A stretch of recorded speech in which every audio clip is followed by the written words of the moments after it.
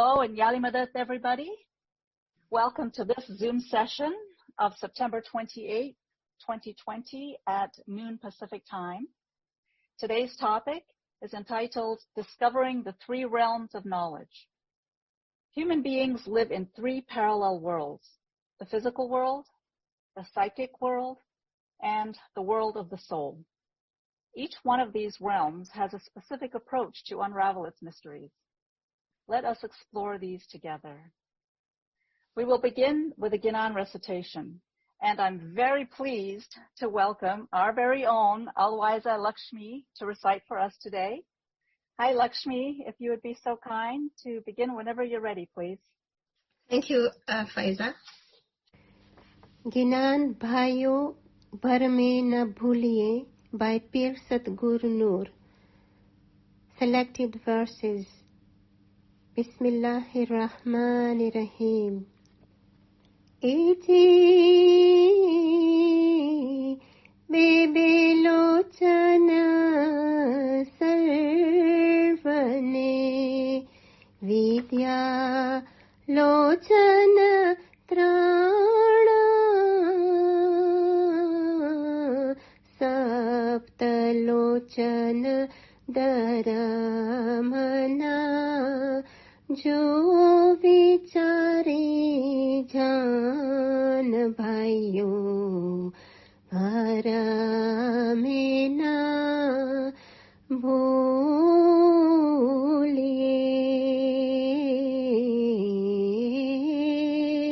वीरा नवा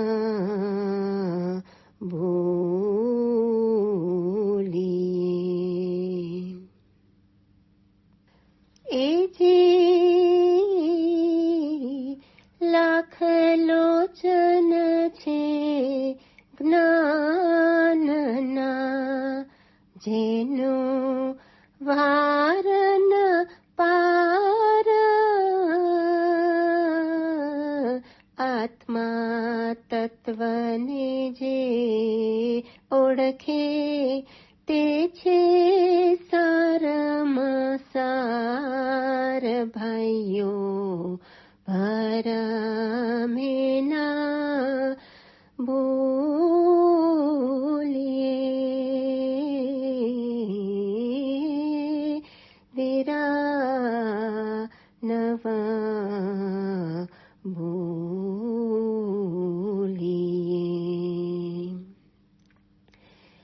एजी तत्वज्ञान त्रण लोकમાં સમજે કોઈક સંત તેની દ્રષ્ટિ સગડે ફરે તેની આંખો અનંત ભાઈઓ ભરા में ना भूलिए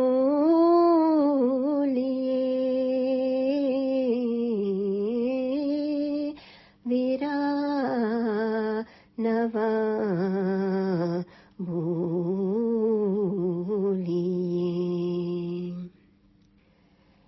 एजी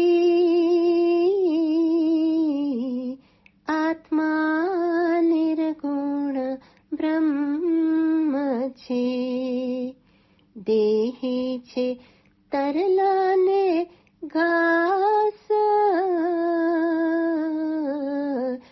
नूर सतगुर बोल्या मुनिवर करजो आत्मा अभ्यास भाइयो भरा में ना भूलिए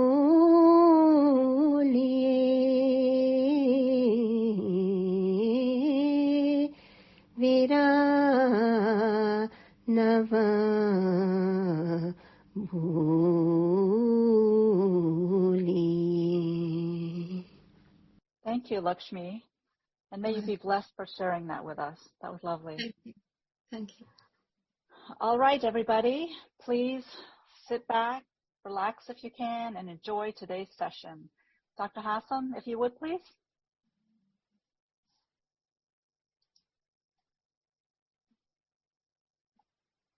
Yali Madat, everyone. Madat. Welcome to this afternoon or this evening session, wherever you are in the world. I cannot think of a more appropriate Gnan, the one that Lakshmi recited, that refers to the soul and its ability to gain knowledge in those realms. And as you have probably followed in the translation, how specific our Holy Peer, in this case, Holy Peer Satguru Nur Sallallahu Alaihi Wasallam, basically describes these modes. And I'm sure you will be quite surprised to realize in today's lecture that how these three modes of knowledge continues to be today. Of course, the Gnan gives a lot more details, and it explains very specifically, in a very broad sense, the focus and the objective of these realms of existence and the realms of knowledge. So let me begin simply by getting to the point, and then throughout my lecture I will bring back some of the issues and some of the meanings that have been expressed into this particular Gnan. But in order to do so, I think let me at least give you the punchline so you have something to measure with. And you heard that in the recitation and the translation Lakshmi has read to us, the first part of the Gnan, actually it's verse 11, 12 and 13 of this Gnan. So verse 11 of this Gnan says that every individual has two eyes, and which is a fact. But it says the learned has three eyes, and 7 eyes are attained by those who, through their specific religious practices, and I'm saying that literally, they attain 7 of them. So what is that? So the 2 eyes are related to these physical eyes, which are the object, or if you like, the windows within which consciousness sees the material world. Without these eyes, a lot of the information in the world in which we live would not be accessible. So what a blessing, what a grace to recognize that these eyes that we have, in fact, are the very basis to begin with about obtaining information and also admiring and also appreciating Allah's creation in this material sense of the term. More to come. Then those, the learned, have 3 eyes, meaning in addition to just viewing the world, they also exercise their intellectual or their reasoning ability, very much like what a scientist would do, or very much like what a naturalist will do. You observe nature, but you think, you reflect, you try to make connection with things around you. And you observe in nature, for example, things like there is a change of season. You observe there is night and day. There is the rising and setting of the sun. You observe that the moon goes through different stations. You observe the sky and you observe the stars. And it goes on and on and on in many different dimensions. So that is, if you like, the learned who exercises his 3 eyes, symbolically speaking. I want to make it clear here. When we speak about the 3 eyes, that is 1 eye in addition to the 2, this is not the 3rd eye. as some people like to portray it. The third eye concept is something very different. It's nothing to do at this instant with the way in which that third eye gets activated and how it participates both in the physical, mental, and even into higher realms of understanding. And then this verse 11 of the Gnan by Holy Pir Sadguru Noor says that, but those who are in the path of faith and those who are in the path of religious understanding, they have 7 eyes. They gain these 7 eyes. What does that mean? The first thing to put into context here is religion, generally speaking, is not a fabrication of human beings, as many sociologists sometimes would like to say, and they speak about people of ancient societies, how they fabricated the whole notion of belief and the whole notion of understanding to try to understand nature and its forces by having put together this notion of belief in a higher being. That is not the conception that we have in Islam. Religion is a phenomena of divine origin.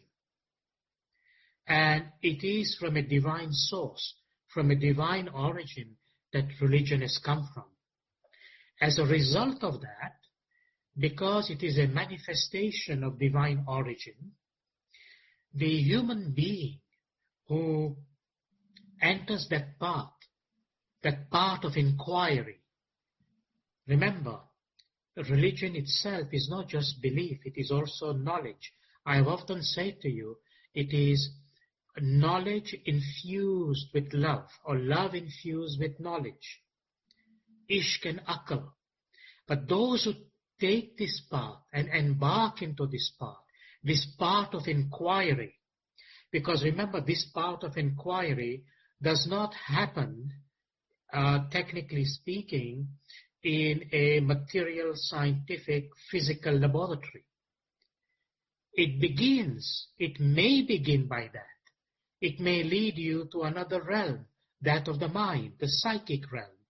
But the idea behind the inquiry from the realm of the soul is that you eventually, when you make it, guess what happens? These 7 eyes are the correlates of when that human being has been graced and blessed to understand the knowledge that exists in the 7 layers of heaven. And those are the 7 eyes. So, 2 physical, the 1 for the learned that uses their intellect, their reason, the rational, the logic, and so on. And then there is the 7 eyes, which allows you to look at right from the physical realm all the way up to the realm of the soul. So that's what the first part specifically says. And then you have the other parts that specifically describes the idea that through Gnan, and Gnan here in a general sense, but also very specifically, as I have explained in earlier lectures, the notion of high spiritual wisdom. And into this high spiritual wisdom, so this is an expansion, if you like, of those 7 eyes. The higher spiritual wisdom that we call marifat gives the faithful, gives the believer the access to attain 100,000 eyes.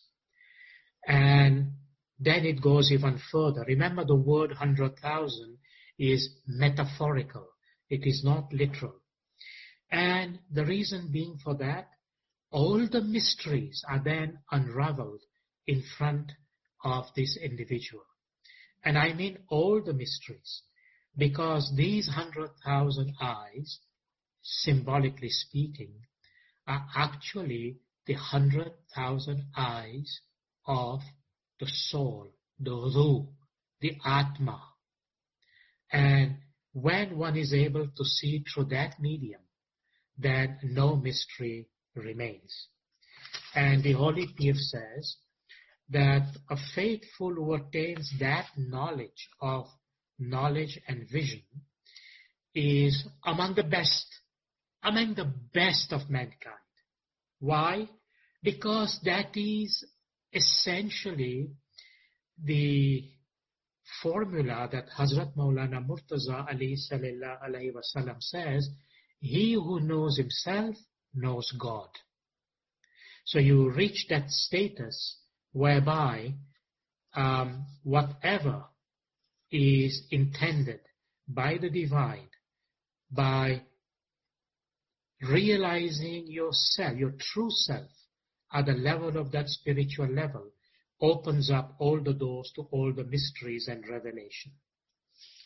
And of course, the reference in the 13th verse, so that was the 12th verse, in the 13th verse, the explanation of in the Gina, they say, Eji Tatva Ginan Tran Lokma. Mean it speaks about these three worlds. And people translate it differently. But the three worlds refers to the earth, the heaven, and whatever is in between. That's a very general concept, but these are, if you like, the three existences. What is on earth, what is in heaven, which includes all the spiritual cosmos, and whatever is in between, that is anything the human being can conceive about the material cosmos. Well, of course, the earth is part of it, but remember the material cosmos has its own level of mysteries. And the Holy Pir is saying to us that individuals who are given that gift have access to all levels of knowledge, so to speak. And then there is the last part of this Gina. Lakshmi did not sing that one, but it basically refers to the Pir reveals the secret and basically says that is the knowledge of your Atma, your Ruh, the knowledge of your soul. He who knows himself knows God. Now imagine that. If you know God, if you know the divine, then what is left to know? Nothing is left to know, because whatever is in God, eventually that understanding, that knowledge comes to you.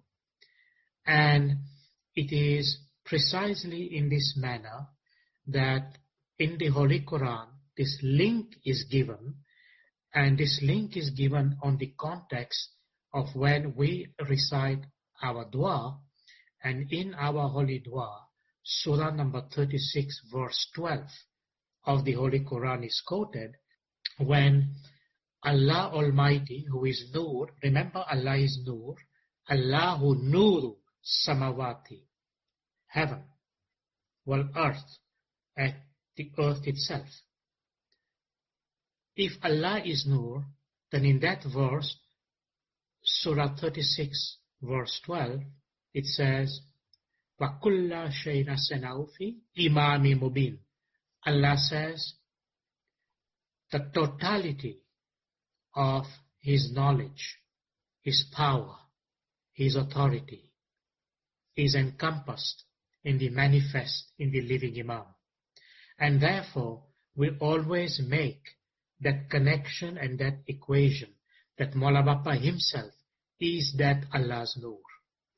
And I say that because the connection of he who knows himself, knows God, is a search that believers carry on the basis of following the guidance that the Imam of the time gives to the faithful and to the murid to be able to achieve that level of enlightenment and appreciation.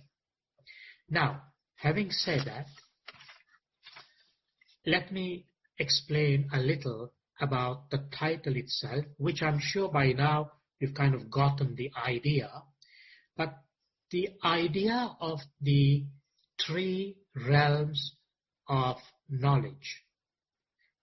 In fact, in another way to put it, it is the three realms of being. And what I mean by being, I mean the three realms whereby the human being is actually present. Now, you may not completely realize all of them simultaneously or together, but you are actually present because we are, first of all, from the standpoint of the physical world, we recognize the physical world through our physical instrument, which is in our body.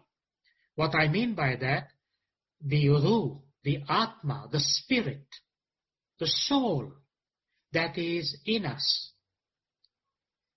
This ruh, this soul, this atma that is in us, it's using this physical body to experience the physical world. And how does it do that? It does that by the physical instrument that the body has. And therefore, that is the first realm. And because the Atma is using this physical body, and this physical body is made up of flesh.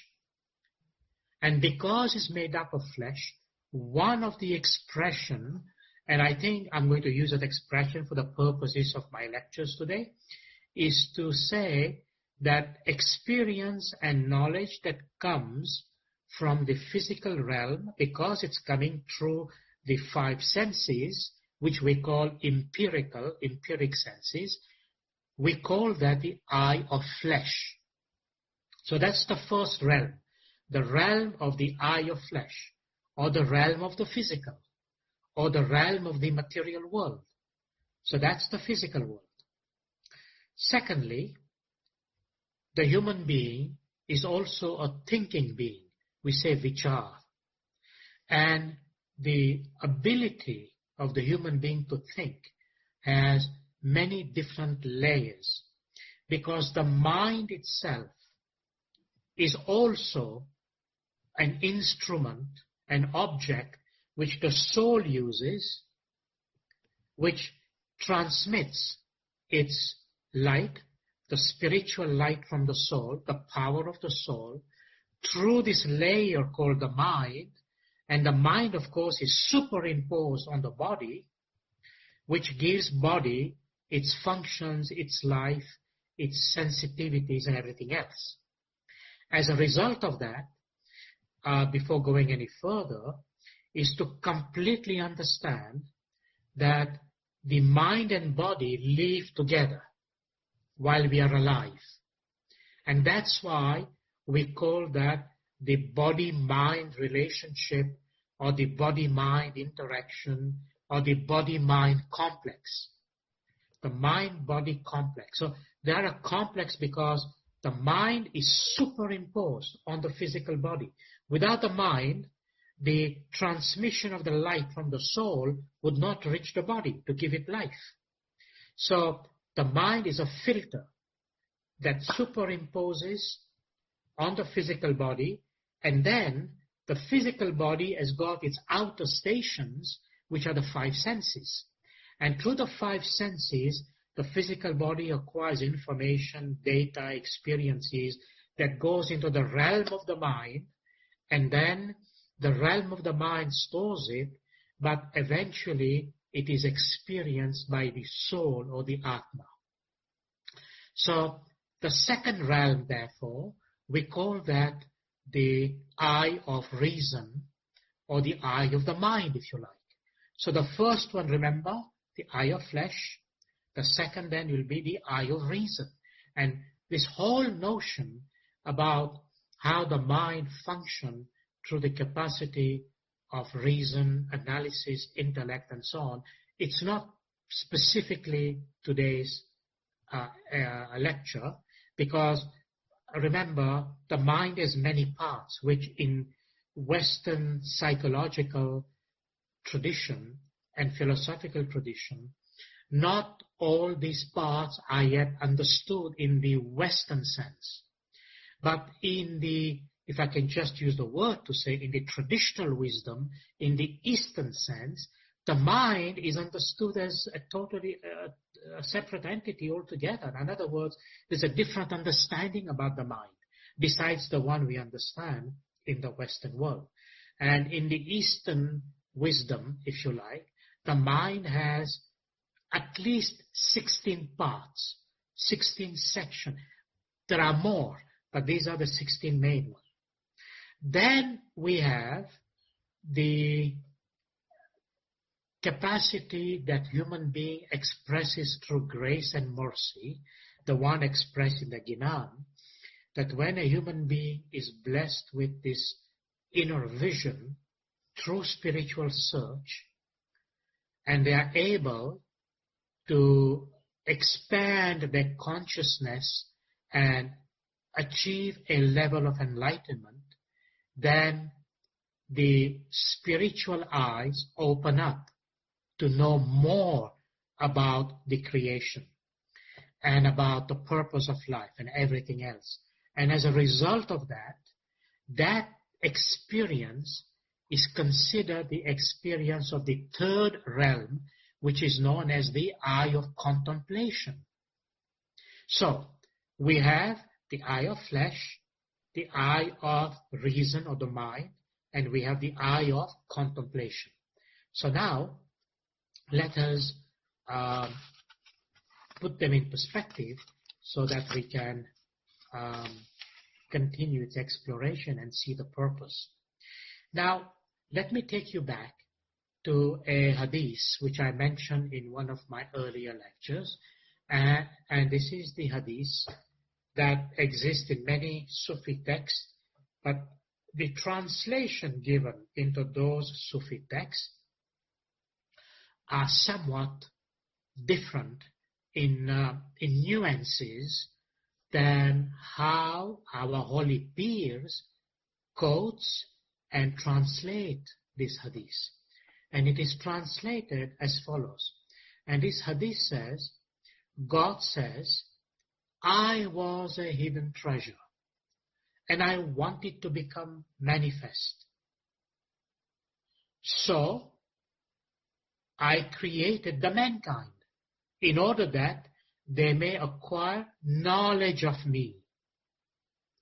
So what was the purpose of creation? So that the mankind could acquire knowledge about the Creator. That being so, how is that relevant in the context of today's lecture about looking at the three realms of knowledge? Well, I wanted to give you a point of contact. This hadith clearly explains, at least articulates, a point of beginning. It says, God says he was a hidden treasure. Now think about this very logically. Okay? That's very important to be logical, because in our tariqah, the use of intellect and the use of reason is fundamental. And of course, that is the whole principle in Islam. So now, if God was a hidden treasure, what do people do with the treasure? The treasure creates an inquiry, creates a mystery, creates the desire, if you like. It incites the person searching for this treasure to basically wanting to discover, what is this treasure? I need to know this treasure. I need to possess this treasure. I need to discover it. So it's a discovery. It's a process of discovery. But where do I go? I need a map. I need a place. I need some indication where and how to go into this treasure. So these are some of the parameters and maybe more. But let us move forward. And so God says it was a hidden treasure. And he wanted to become manifest. Think about this clearly, okay? Very logically. If he was hidden to begin with, then it means he was in what form? He was in the form, we say, batin. That's the hidden form. And generally speaking, what is invisible to the eye from a spiritual perspective is called batin. So he was in batin, but he wanted to become, just to make sure we don't miss the part there, that he was in batin, and that was the big treasure. But he wanted to become manifest. Manifest means zahir.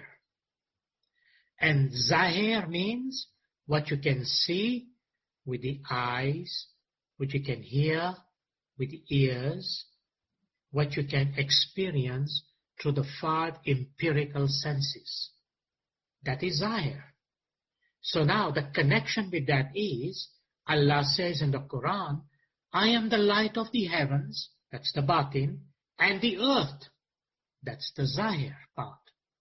And if God says, I want to become manifest, I want to become visible.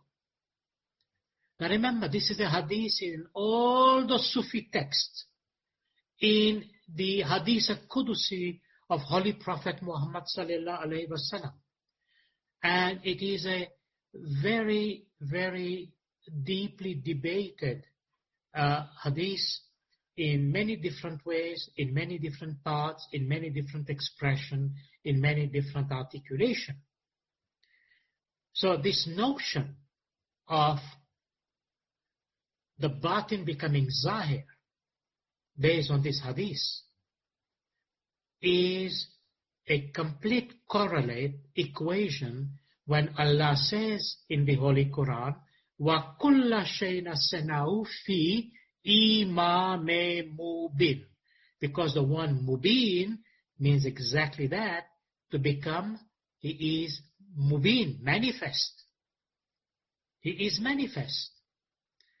And as a result, we have the spiritual equation of the notion of the existence of that which is invisible to the physical realm, but has taken a form that becomes visible into the material realm. So, on top of that, God says, so I created mankind. So he was in batin, and he wanted to become zahir. So he created mankind. Now in what form mankind is? Is mankind here on earth into a form of gas, or into a form of spirit, or cloud? No, it's in a form of flesh. It's in the physical form. Therefore, logic dictates from this hadith that the manifest part of the divine must be in the same realm. Who is in the same realm? Because he says, so I created the mankind. So it has to be in the same form. Otherwise, it wouldn't make any sense. And then, why did he do that? In order that they may acquire knowledge of me. So, it's not like Allah Almighty lives in the cloud and the human being is supposed to discover these clouds, where and how, and basically live in the cloud. You know what I'm saying? No, This is very concrete, very direct, very important, very tangible.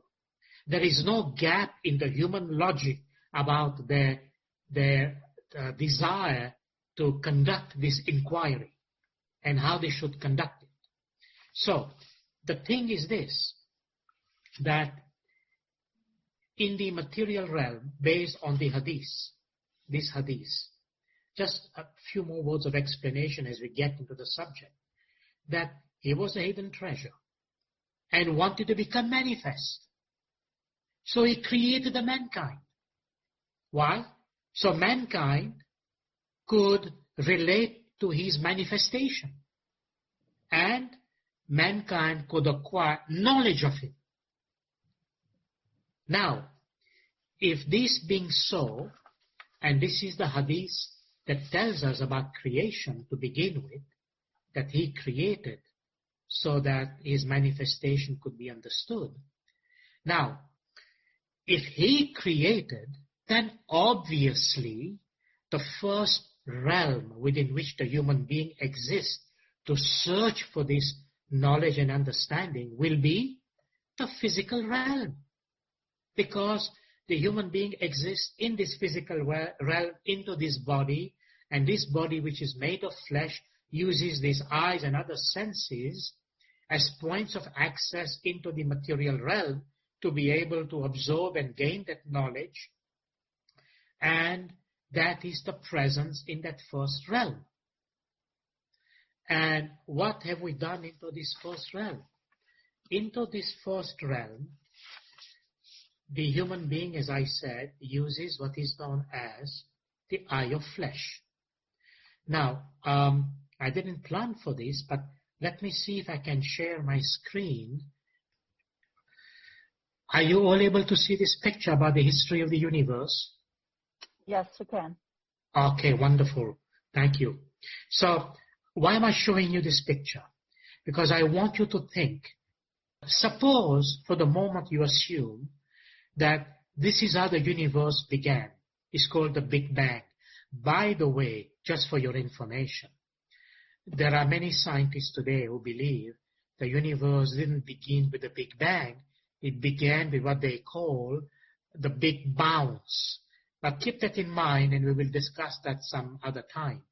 But let's say if the universe began with the Big Bang, and then through this Big Bang, what happened? All the forces that we understand today about nature, or the forces that explains the universe, were all one particular force that came from one point of origin.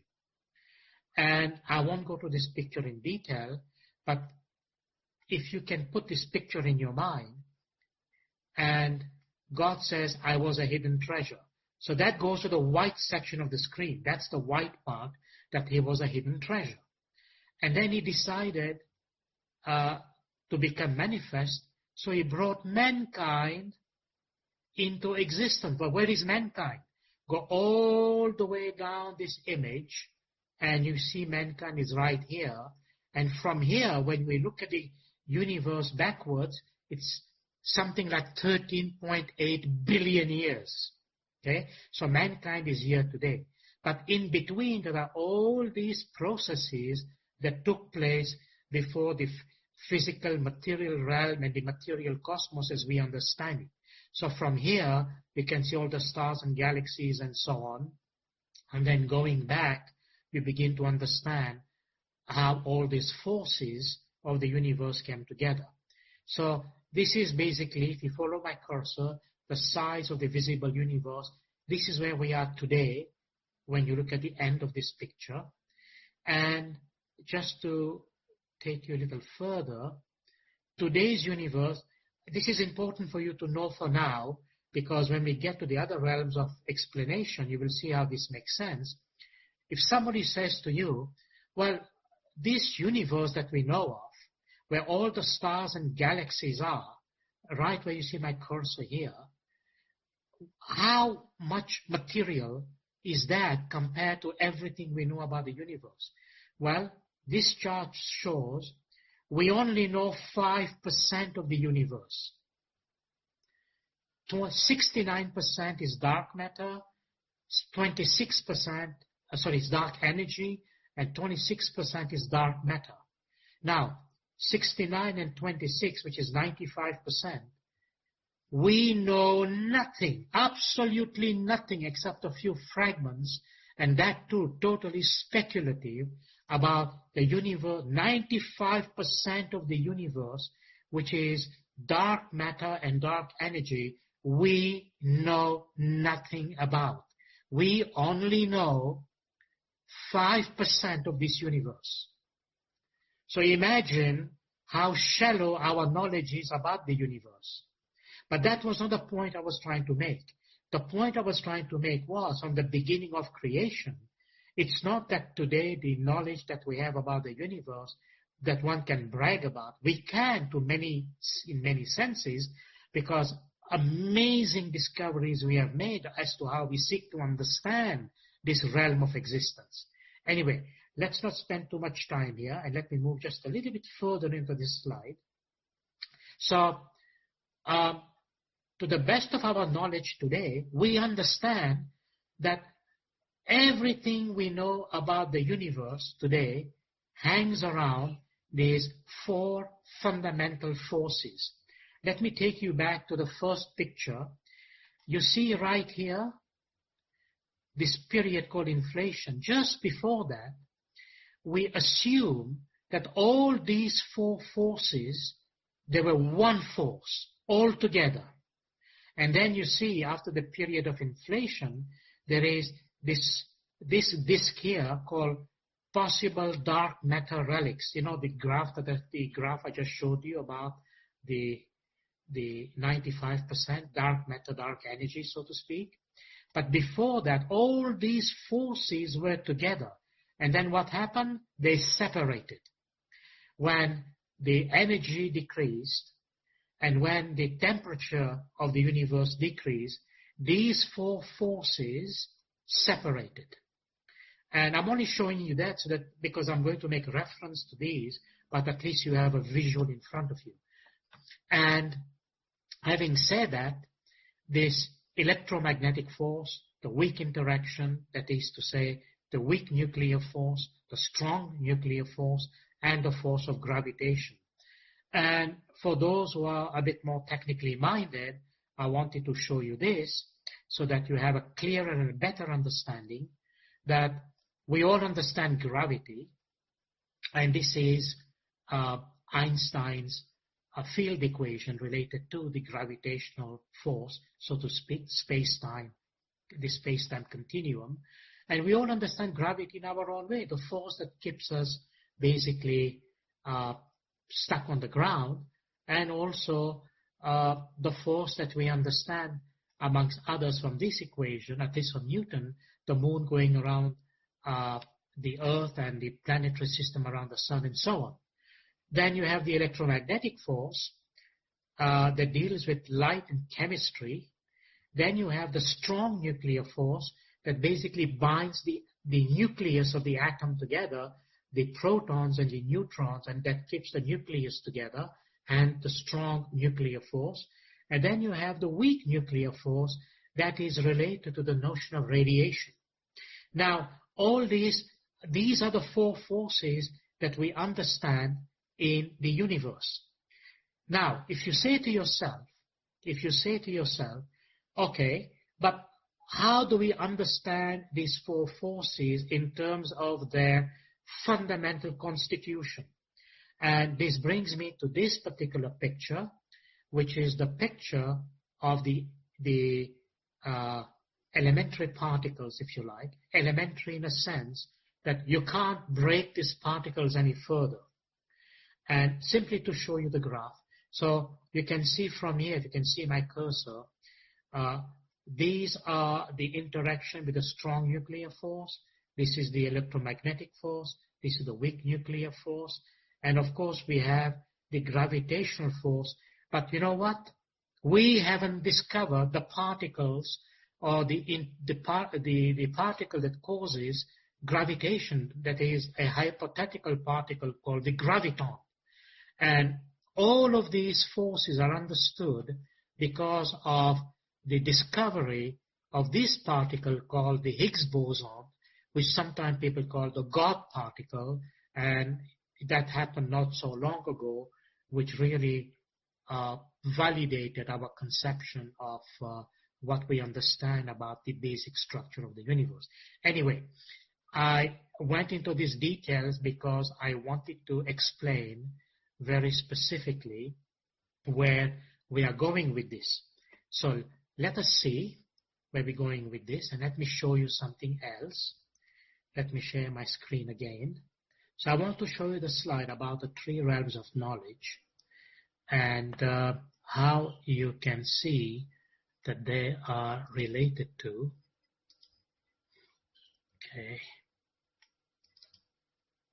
Here we go.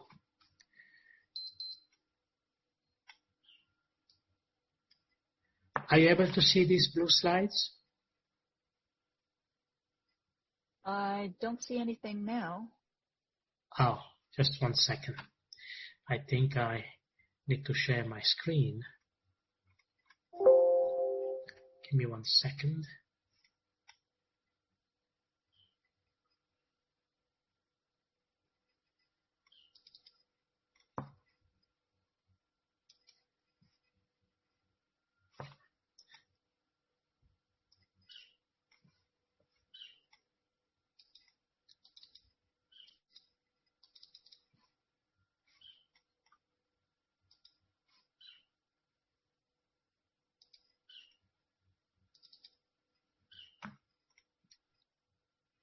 Okay, we can see it. You can see it now? Okay.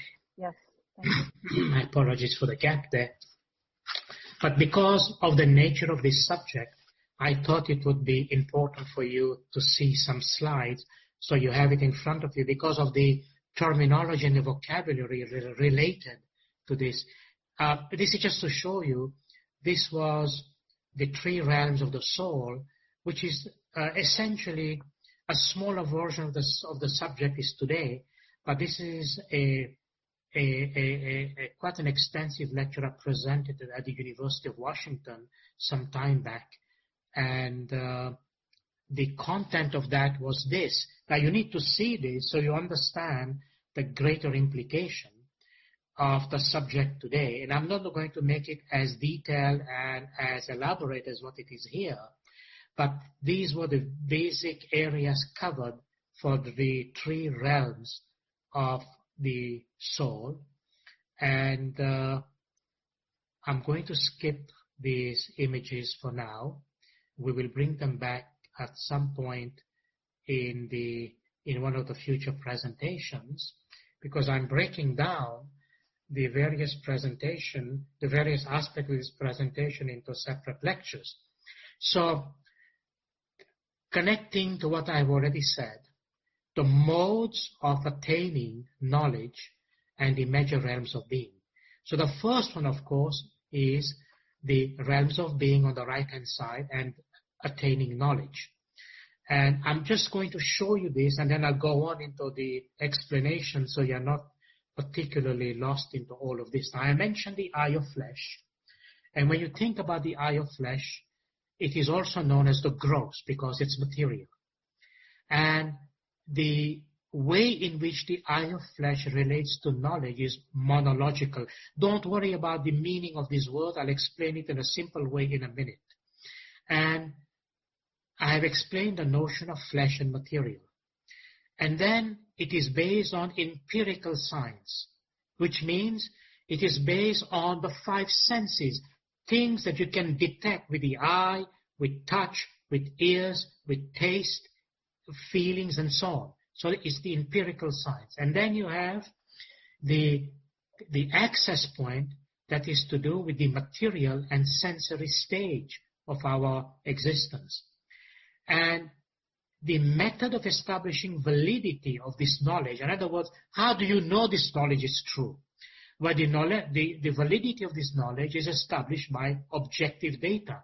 Now remember that we are speaking about acquiring knowledge from these three levels of existence, the material, the mental, and the spiritual. So I have to show you how we acquire and validate knowledge. Because, some people are going to say, well, this is all, all basically in the air. No, I'm showing to you, I'm not going into details, but at least you need to know. So a way of establishing the validity is objective data. And the way this data comes is through sensory knowledge. I've explained sensory, meaning empirical, really something that is from the physical realm. And then we use analytic empirical inquiry, and that is generally the way this is formulated.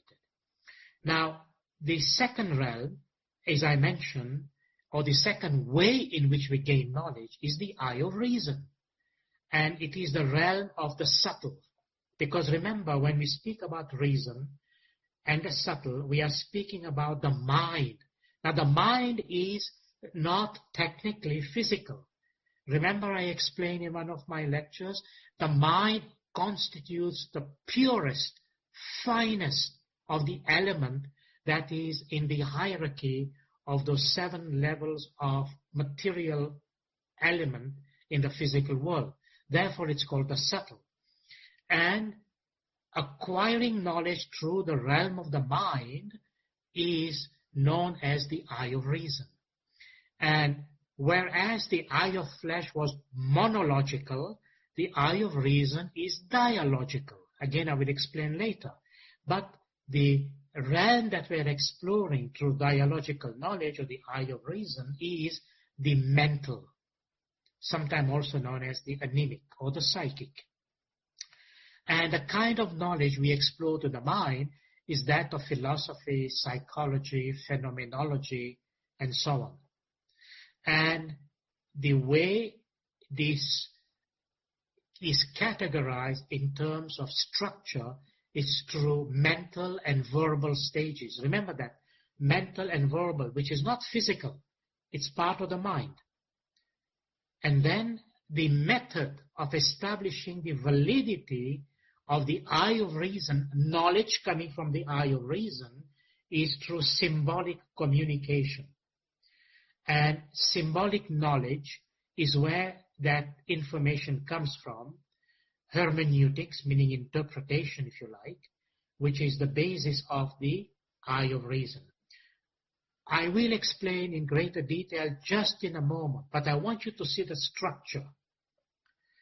And then the third realm, call it the spiritual realm, and we attain knowledge of the spiritual realm through the eye of contemplation. And the realm is called the causal. Now remember, the first one was the physical, the second one the subtle, this is the third, called the causal. The realm of being is called the causal. And the way of attaining knowledge from the realm of the causal is through the eye of contemplation. And whereas the eye of flesh was, remember, monological, the eye of reason was dialogical. And now the eye of contemplation is called translogical. And the way to gain translogical knowledge is transcendental or transcendent and contemplative. Meaning, this word simply means spiritual, but it has its structure, so I am simply showing that to you. And of course, the realm in which we explore that kind of knowledge is, to look at religion from a transcendental form. And the transcendental form of religion, generally speaking, gives us access to the transcendental spiritual stages. Because remember, even knowledge that is at the eye of contemplation has got stages. But as I've said to you for today's lecture, I am not going into those details because the structures need to be explained in greater detail. And I would love you, if you wouldn't mind, somewhere down the road, give me your feedback if you want to understand the structures, how these actually function, so that you have a more powerful access to respond to this kind of inquiry. then I'll be happy to present the structures, but I'll show you something in a minute. So the method of establishing validity for spiritual knowledge, the contemplative, is just that, the contemplative. Spiritual knowledge is related to the contemplative. We call that direct Gnostic apprehension, meaning when you have a state of realization, a state of enlightenment that comes to you, direct Gnostic apprehension. So that is not knowledge that comes from the physical world. It's not knowledge that comes through mental inquiry. It's knowledge that you are gifted with, that you are given, is direct Gnostic inquiry. Now, this is a very important chart as I explain matters to you. So remember, the physical world, the eye of flesh, takes its knowledge from areas like physics, and follow my cursor going down, physics, biology. So physics studies matter. You can see the word matter, solid matter if you like. Just to put it very simply, because I've showed you those graphs, I don't want to go into the details. There will be no time for anything else. So then biology, follow the circle, that's number 2, studies life. But life, biology, includes physics, so A plus B here. Then number 3, psychology studies the mind, if you like. But psychology takes information from the realm of matter, the realm of biology, and of course itself the realm of the mind. The mind, in fact, is what integrates those 3 levels. Then, if you're studying religion from the standpoint of a subject, then you can see if that religion is well integrated. So what studies the soul, so to speak, and I mean soul here as an element that is between the spirit and the mind, which I'm not going into detail, but for you just to know, what studies soul is theology, which includes, in the real sense of the term, matter, life, mind, and itself. And then, here comes the spirit, the eye of contemplation. So, what studies spirit? It is mysticism, or if you like, spiritual experience. And that studies the spirit, and that actually includes all the realm. You can see the realm of matter, the realm of life, the realm of mind, the realm of the psychic, the soul, and of course itself, the spirit itself.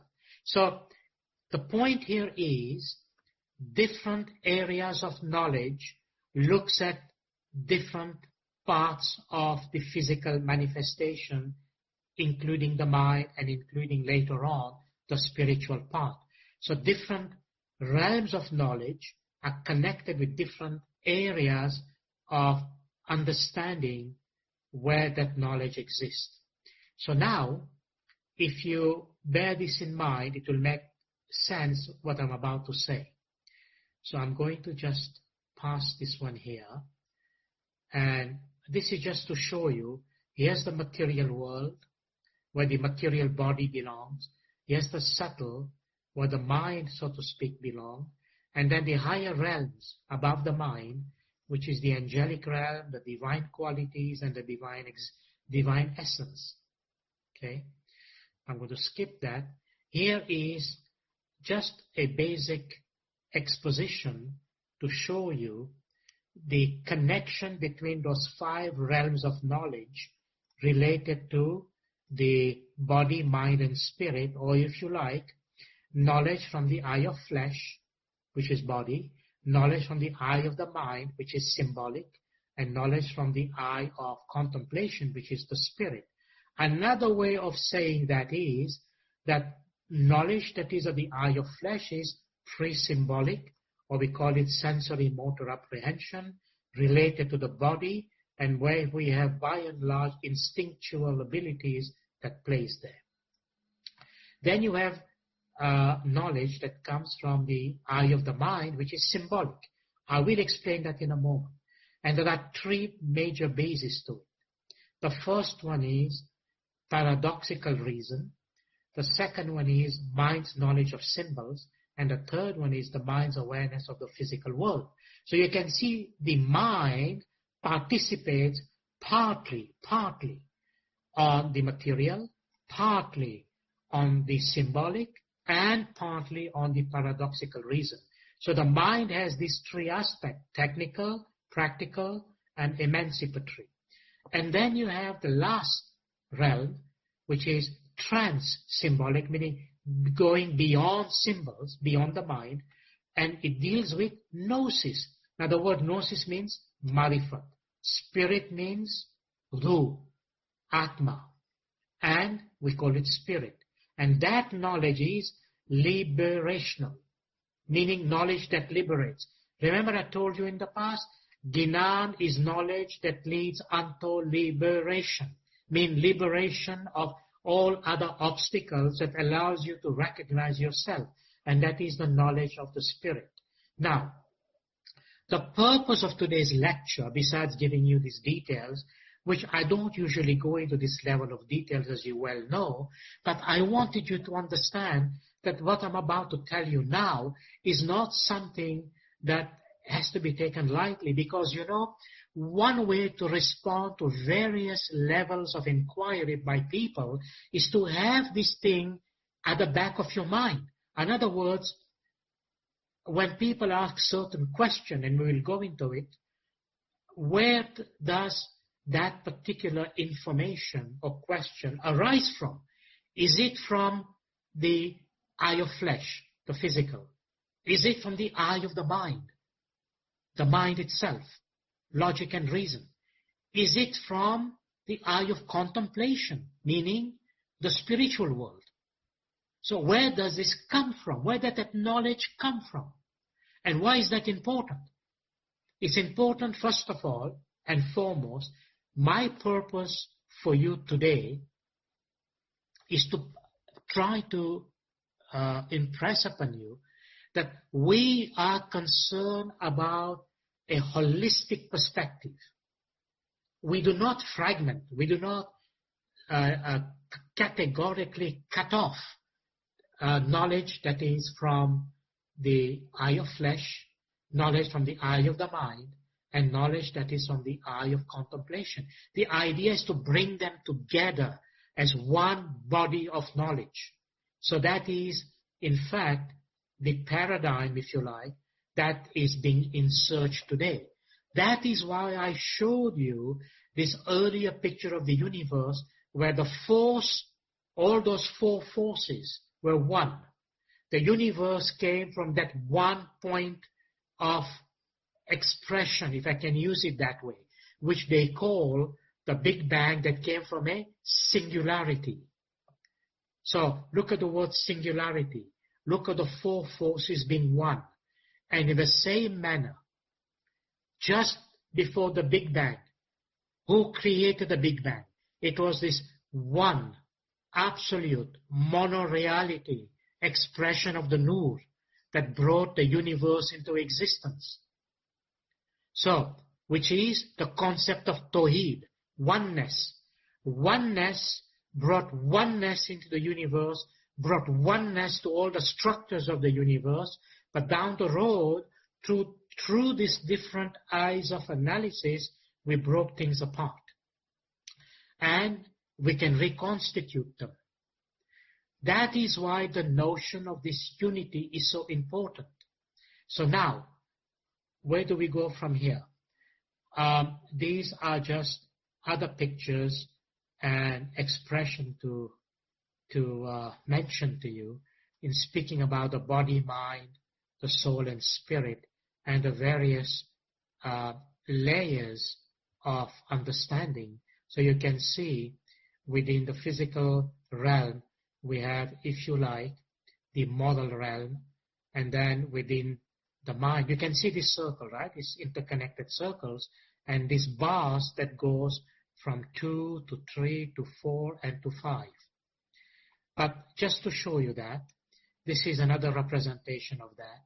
Now, I will eventually come to these various aspects in different lectures, which is, like I said, this whole lecture revolves around all this information. So let me come back to what I need to continue explaining. So I hope by now you have this understanding that we have these three realms of access, the three major realms of being, and remember being refers to that we are actually in it, in the physical, in the mental, and in the spiritual. So in the physical, you are awake right now, inshallah, I hope, and it's the waking time, and we are participating into our physical world. The mental one is the one when we are constantly thinking, and even when we go to sleep, where the physical realm shuts down, but the mental realm kind of takes over.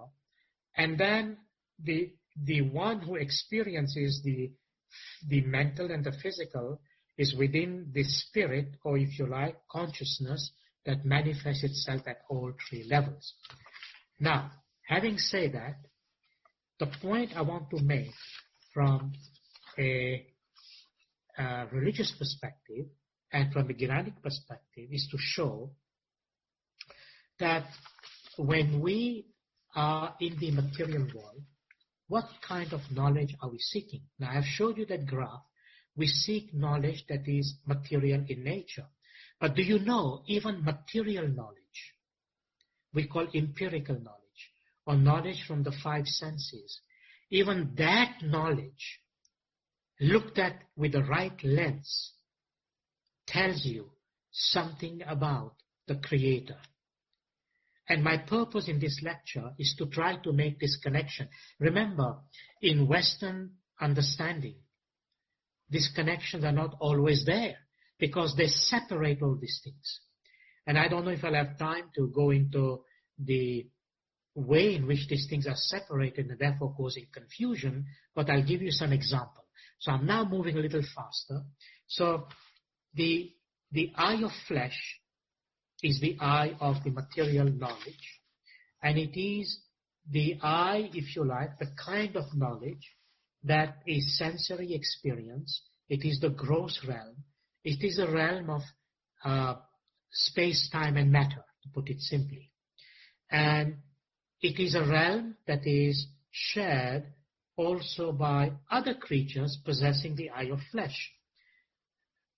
Just to say something to you, that you know this expression, eye of flesh, eye of reason, and eye of contemplation, they actually come from a Christian mystical tradition, but I use it because they are more expressive in English language. Now these three eyes, you've heard it said in the Ginat that was recited, in terms of lochan, meaning eyes, the three eyes, and in the Islamic tradition, particularly Islamic mystical tradition, these three eyes are known as Ilmul Yaqeen, Ainul Yaqeen, the eye, Hakul Yaqeen, the truth of certainty.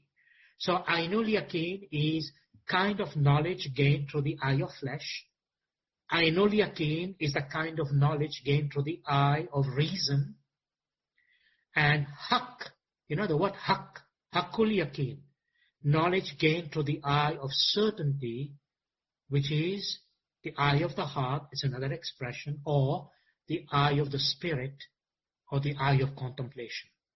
So again, I'm giving you a point of contact and point of reference. I have spoken about these three concepts in some other lecture in the past, but just to make these connections that you know that these three expressions that I'm using, eye of flesh, eye of reason, eye of contemplation, they come from a very important Christian mystical tradition that has a lot of similarities to how in the Islamic mystical tradition these eyes are explained. So, as I said, the whole idea about the eye of flesh is the physical world. And you know, in the physical world you have very strict rules in terms of acquiring that knowledge. Just to give you an example, that if you take an object, like let's say a rock. So how do you define that rock without confusing yourself that this rock is not something else? So in this gross realm, if you like, an object, if you take any object, we say an object is never A and not A. It's a proposition of logic. So you can't say a pencil is a glass.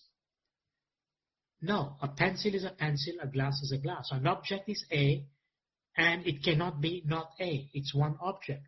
And it's either A or not A, but not both. And if you take the example of a rock, I say, a rock is not a tree is not anything else, a tree is not a mountain, and one rock is not another rock, and so on. The point is, if you have knowledge in the empirical sense, that's the kind of limitation we are going to have in remaining at that level of knowledge. That's why empirical knowledge can be very, very limiting in terms of expansion. Now, the eye of reason, as I mentioned, is knowledge that comes to us through symbolic expression. In other words, it is knowledge where the mind has access to the world of ideas, the world of images, the world of logic, the world of concepts. Now think about it. Logic, concepts, images, ideas. Do you see the difference? This is not like a rock. This is not like a fruit hanging on a tree that the eye can see, the hands can feel, and the nose can smell. You can't smell an idea.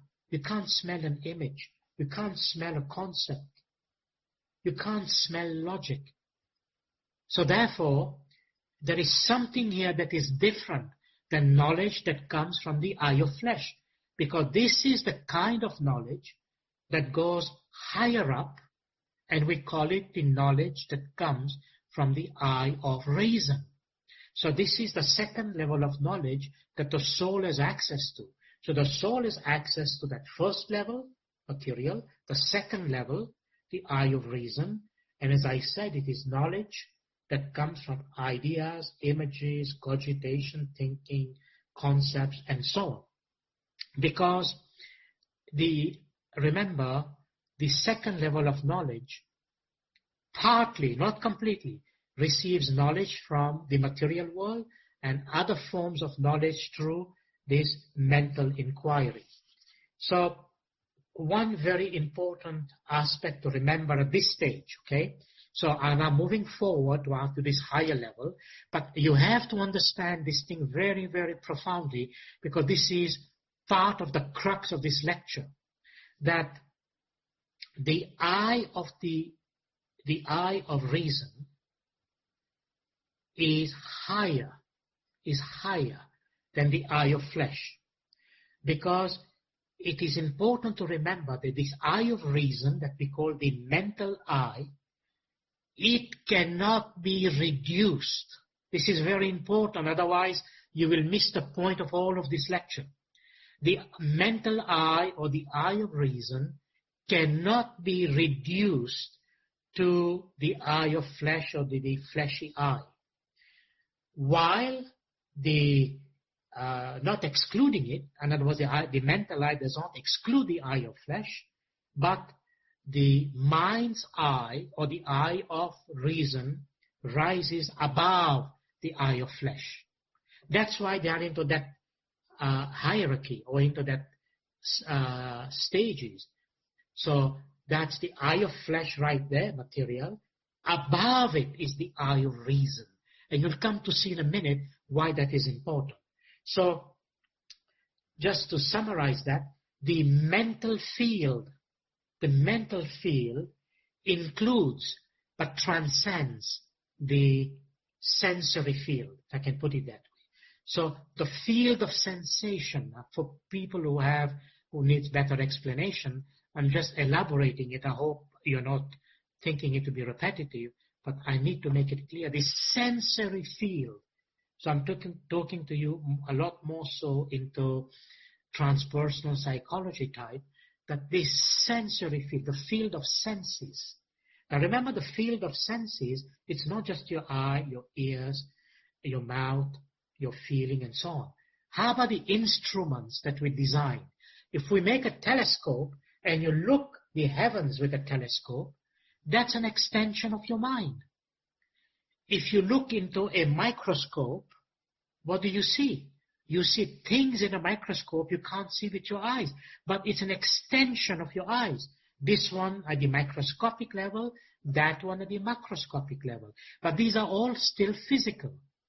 In the same way, the olfactory, the sense of smell, has its own expansion as the sense of ear. So you can put certain device in your ear that will extend your hearing ability, and so on. So all these aspects that human beings have invented to explore the material world is still part of the eye of flesh. But that's why we say the sensory field is lower and the mental field is higher.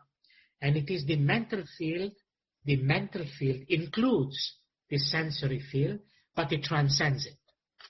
Means it goes beyond it. Now, one can take example from imagination, from logic, from the point of view of the human will and so on. But let me give you a couple of examples. Let's assume in your mind that you think of an object in your mind. And that object that is in your mind, it's not there in front of you, but it's in your mind. And when you think of that object in your mind, you know that it's not there in front of you. It's not physically present. So in imagination, the mind can picture sensory objects not immediately present. So think of a fruit, a mango, an apple, a pear, a melon if you like, to make it big. And you can think about it in your mind, but it's not actually physically present. So the mind can use imagination to bring this object that is actually physical, if you like, but it's right at the level of your mind.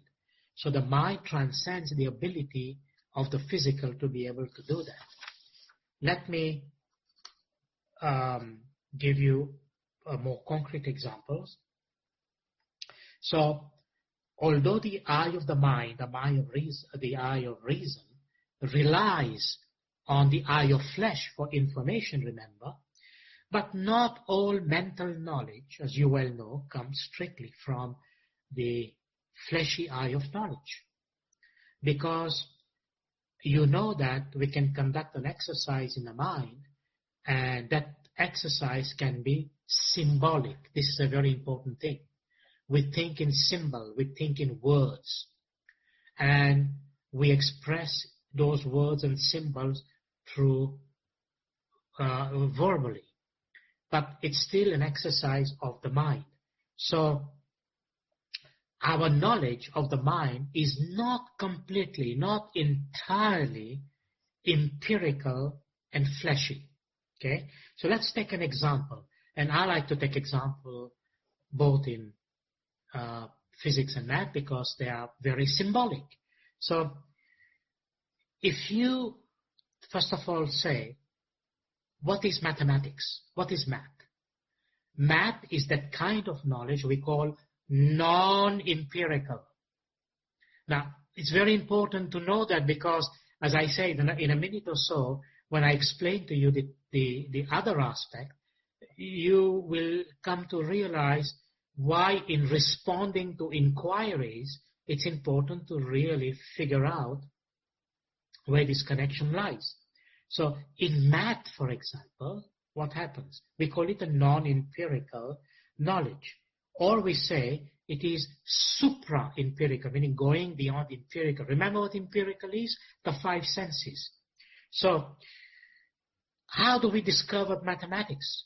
Math is discovered, if you like, or illuminated and implemented by the eye of reason, through thinking. It doesn't happen out there in the physical realm. So means through the eye of flesh. So ask yourself, has anyone ever seen in the material world, in the world of objects, where this world is made of solid material and solid aspects of the manifestation, the eye of flesh, has anyone ever seen the square root of a negative number? Think about it. This is a very simple example. You think in your mind the square root of a negative number, like square root of -1. Now, if you are in the realm of math, you will understand this thing that we call the square root of -1 is a complex number. But where does it exist? If I came to you and you are speaking and saying to me something about complex numbers, like this one here, and I say to you, well, you show it to me, meaning let me actually see in the realm of the eye of flesh, where is it? Well, it's not hanging on a tree like a fruit. It doesn't exist somewhere where I can dig in the ground and find it. It's not something I can show you in nature, like physical nature. So where is it?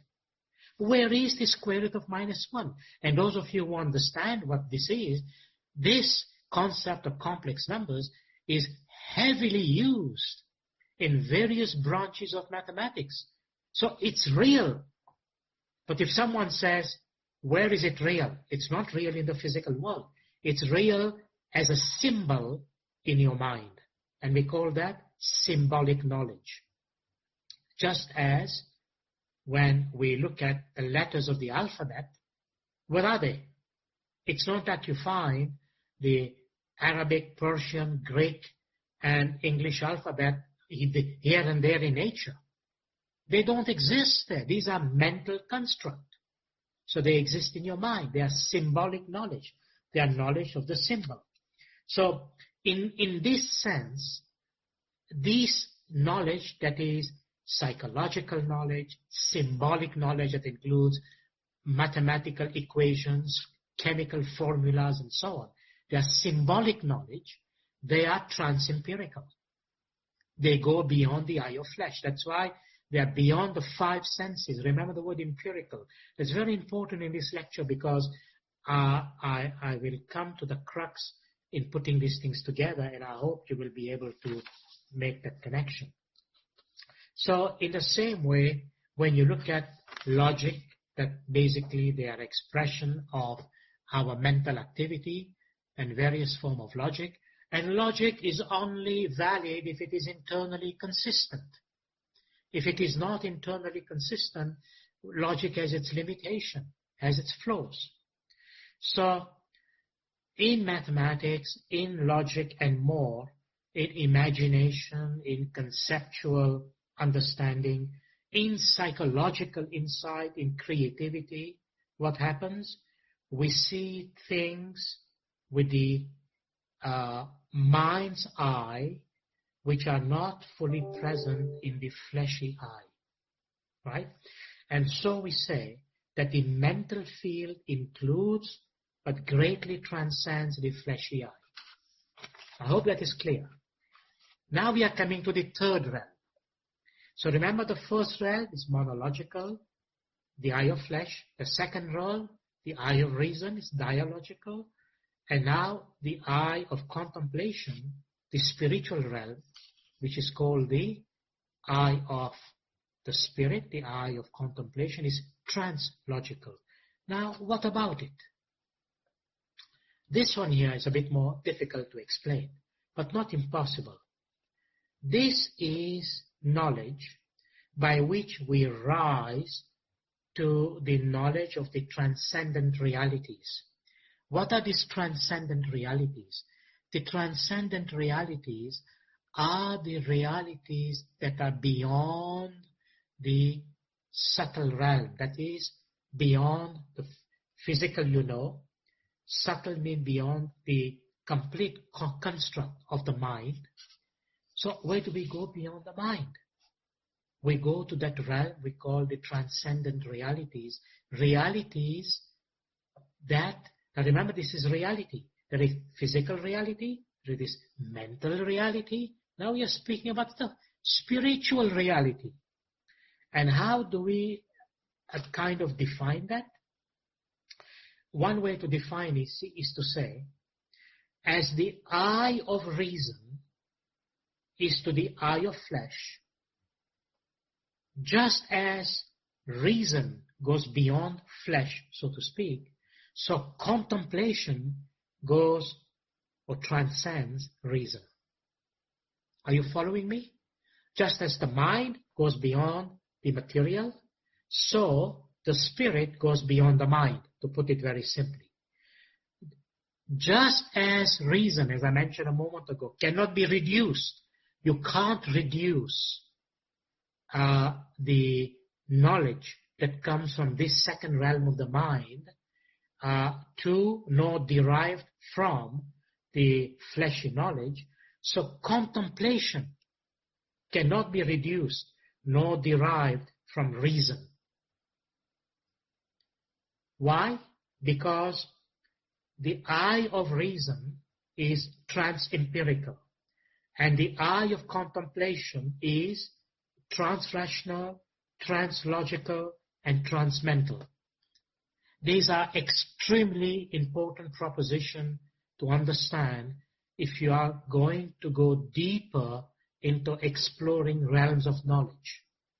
So, let me give you some example, and then we come to the other most important point. So, in speaking about the realm of the eye of contemplation, what are we saying? And I think the best way to say is to, first of all, re-emphasize that knowledge that comes from the eye of contemplation is knowledge that we say marifat. And that knowledge of marifat is not something that a human being has the ability to think they can just go there, plunder it, and bring it back. It doesn't happen that way. The knowledge that is acquired at the level of the eye of contemplation is knowledge that is given to the divine, to the human being. And through that eye of the heart, or the eye of contemplation, that knowledge becomes the knowledge of the 100,000 eyes, if you like, or the 7 expanded to 100,000 eyes, and to its countless infinities. So, let me summarize that for you, and so that we can have a better understanding of the next point. As I mentioned to you, there are many, many, many layers and levels to that. And try to make it simple, that this transcendent and contemplative knowledge, transcendental spiritual stages. Sometimes we speak about spiritual stages. But where are those stages? It's spiritual, we say. It's not physical.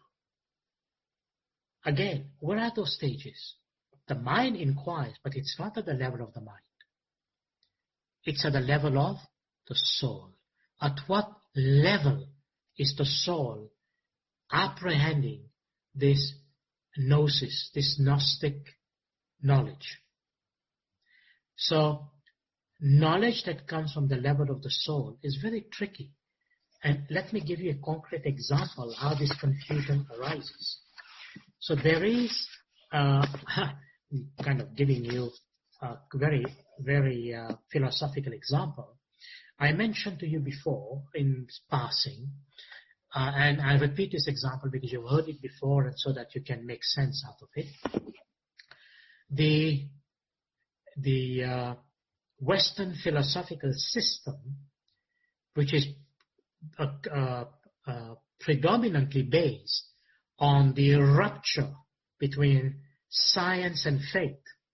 So science and faith separated in the 17th century through the philosophy which became more prevalent in the Western system of thinking, the Cartesian philosophy. and that created this separation.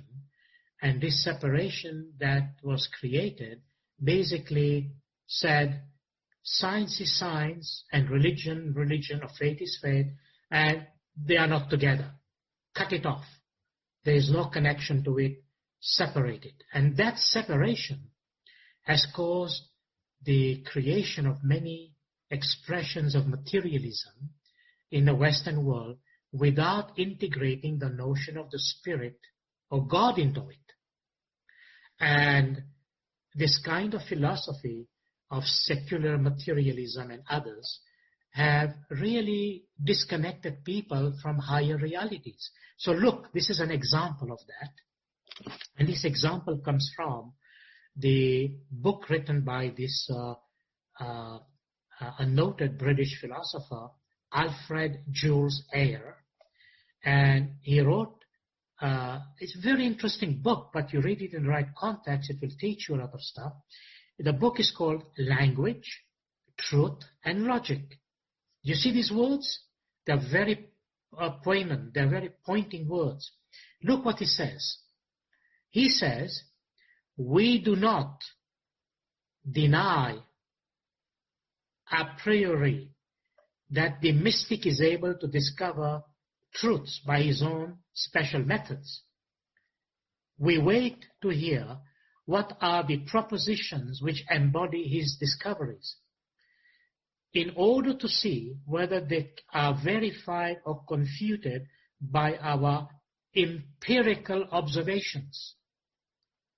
But the mystic, so far from providing propositions which are empirically verified, is unable to produce any intelligible propositions at all.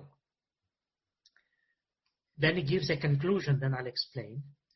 He then concludes that he says that the fact that the mystic cannot reveal what he knows, or even himself devise an empirical test to validate his knowledge, shows that his state of mystical intuition is not a genuinely cognitive state.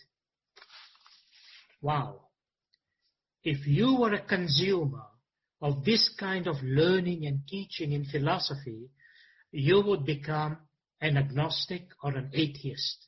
And you would basically say to yourself, everything that you hear about mystical experiences, from Rumi, from Hafiz, from Ibn Arabi, from all other many mystics that Islam recognizes in their various stages and shape, you will eventually come to say, this is all cock and bull stories. There is no validity to it. They go so far as to say, these mystics, they call themselves mystic. They think they went through this experience, mystical experience. But you know what? It may be that they have a mental problem. Can you imagine that kind of reasoning on that kind of analysis? So what is AJA saying here? He says that, just to explain this, because this is very important, he says, we don't deny the fact that the mystic can discover certain truths by his own special method. Think about this, okay? This very famous philosopher is teaching, he said, look, we are not disputing the mystic can discover this truth by his own special method. Call it meditation, call it contemplation, call it spiritual search, call it whatever you want. That's a special method he's referring to. But he says, we are waiting to hear if there are any proposition that these mystics make which is embodied in his discourse in order to verify from the basis of an empirical observation. Just like I said, square root of -1 doesn't exist in nature. So when a mystic tells you, you know what? I saw an angel. And we believe in angels. It's a fundamental belief in Islam about angels. And I will give a lecture on that in the very near future. So who are these angels? And the mystic says, yes, I encountered so-and-so angel. And you, who are an empiricist, someone who believes in this kind of material philosophy, what are you going to say? You're going to say, show me that angel. So this is what A.J. Ayer is saying here. He says, we are waiting to see any empirical proof, any empirical observation. It's like saying, show me the mind, right? And then he goes so far as to stretch his interpretation to say, but you see, the mystic is so far from providing a proposition which are empirically verified, he said, because he says the mystic cannot actually show you that angel, he is unable to produce any intelligible propositions at all. So the point is to ask the angel, to ask the mystic is to say, the inquirer is to say to the mystic, show it to me. Explain to me the structure by which I can understand that an angel exists. And in this particular text of language, truth, and logic, the mystic cannot produce any proposition to demonstrate the validity that an angel exists. Okay? The angel is just an example here. He's not giving it, I'm giving it to you. And then, as I said, he goes to this conclusion to say that the mystic cannot reveal what he knows, or even himself come up with some test, some empirical test to validate his knowledge. And because the mystic cannot give a test, he does not have any proposition to validate his knowledge. Guess what? They say, even though the mystic claims, this is true mystical intuition. This is not through physical inquiry or mental inquiry. It is through the eye of contemplation. So even though that knowledge comes from there, the physicalist says, no, this is not a real state or a genuine cognitive state. The word cognitive state meaning a real state in the mind where the mind can understand, relate, and the mind can be convinced of, in this case, existence of an angel. Now, I know I'm gone a bit beyond what I wanted to, but I'm coming to this conclusion now. And I have to say this very importantly because this is a part of the lecture which is very defining. Okay, so remember, simply to pick up the stages, we began with the hadith. The hadith was the whole notion of creation, meaning physical creation, physical and spiritual creation, and then the manifestation part. And this manifestation part, not only from a spiritual sense, but also from the physical sense, because the Ayatul Nur in the Quran says the physical earth. And in this physical earth, human beings have been created to acquire knowledge of the Creator. And the Creator categorically says that He wants to be manifest, and that is وَكُلَّ شَيْءٍ أَحْسَنَهُ فِي إِمَامٍ مُبِينٍ, the manifest Imam. And as a result of that, the base is that, which I didn't mention in the beginning, but the presence of the Holy Imam, according to the Hadith, is indeed the foundation of the existence of the whole cosmos. Now, those who understand this expression, I hope that you can understand it even better. And then the human being is given this ability to acquire knowledge. What did the creation came from? So God says, so that mankind can acquire knowledge of me. So we are trying to acquire knowledge of the Creator. Remember Mola Bapa's farman?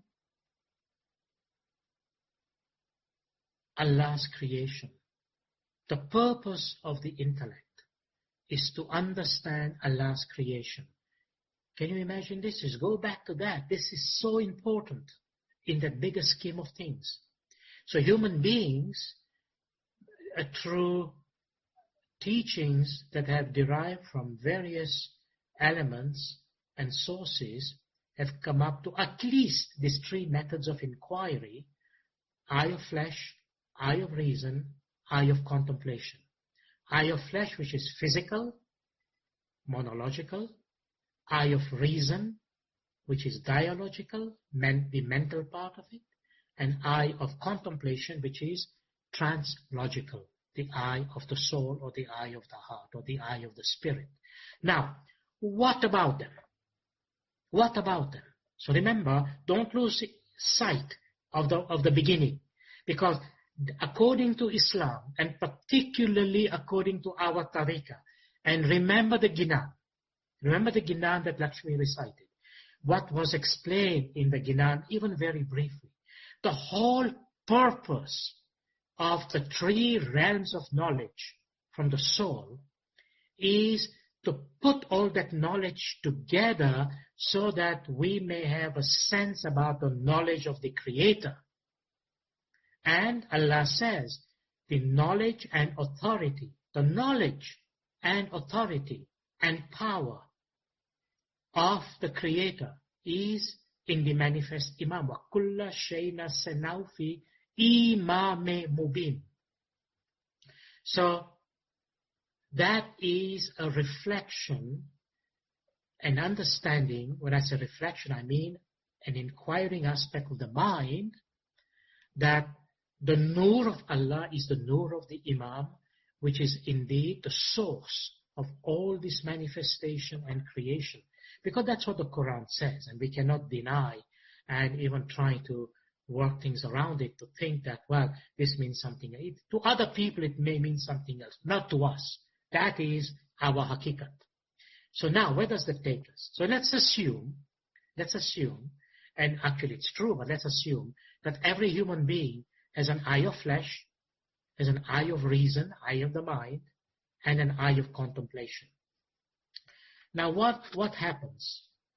There is a concept here that I want to introduce, and this concept is called category error.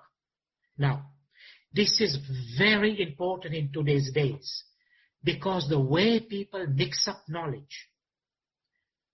People take knowledge from the eye of flesh, and they think they can use that knowledge to go into the realm of the eye of the mind and validate it. You can't. And there are people who are at the level of the eye of reason or the eye of the mind, and they want to go into the eye of contemplation, meaning the higher realm where the spiritual knowledge is, and they want to try to validate that. They can't. They cannot, because remember how these exist. The eye of flesh is physical and material, and the basis to get that knowledge is empirical through the five senses. And the next one, the eye of reason, which is the eye of the mind. The way in which to get knowledge is through the notion of phenomenology related to psychological, philosophical, imaginal, and other forms, other mental concepts. Now, the eye of reason, as I mentioned, is above and transcends, but it participates in the fleshy eye. In the same way, the eye of the spirit, the eye of contemplation, transcends beyond the mental.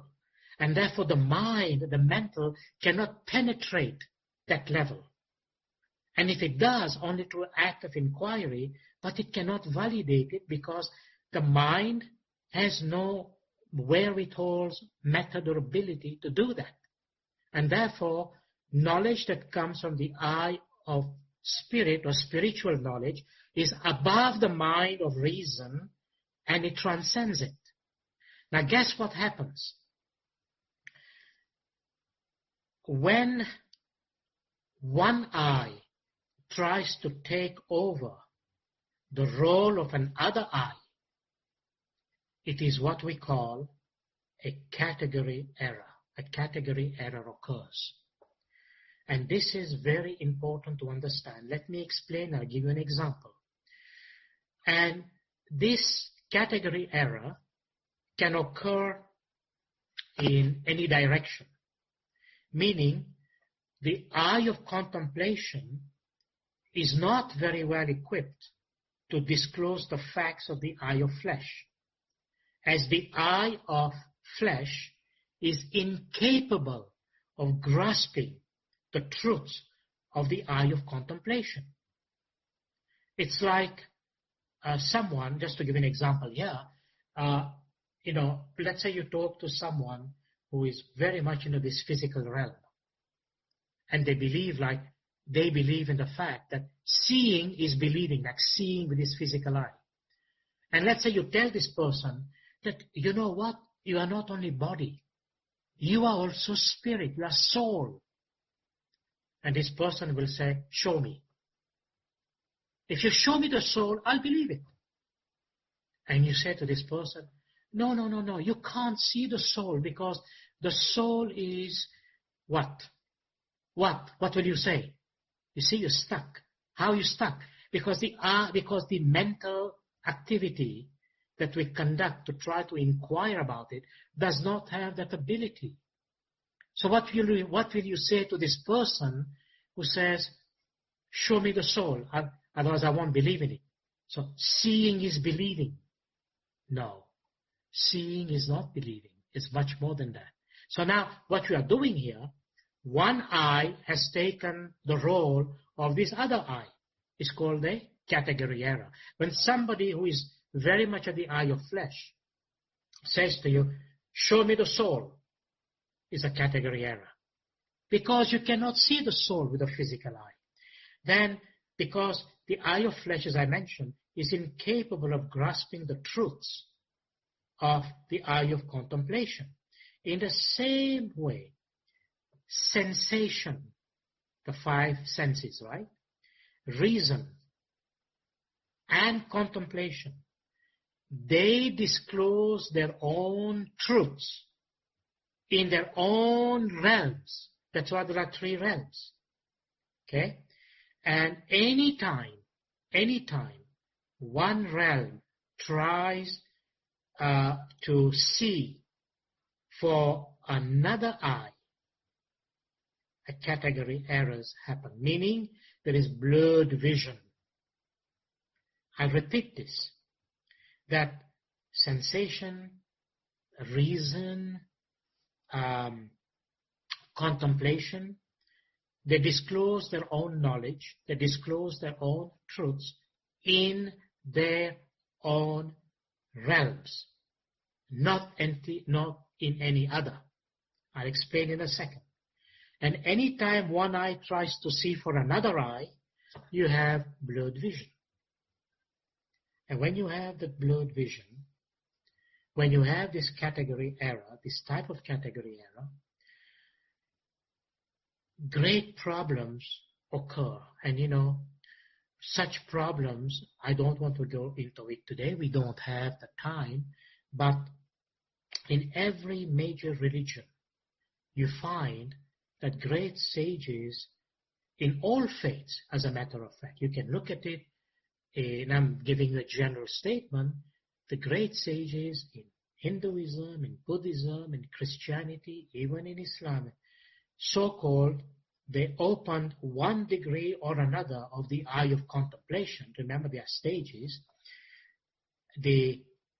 And this eye of contemplation, by the way, is actually the real third eye, not from that hierarchy, but is actually that inner eye, if you like. But that does not mean that all of them automatically became experts in the realm of the eye of flesh and the eye of reason. Because enlightenment, for instance, does not carry the information that water is composed of 2 hydrogen atoms and 1 oxygen atom, right? They know that essentially, but not necessarily through a formula. So a lot of problem was created in the history of science about that.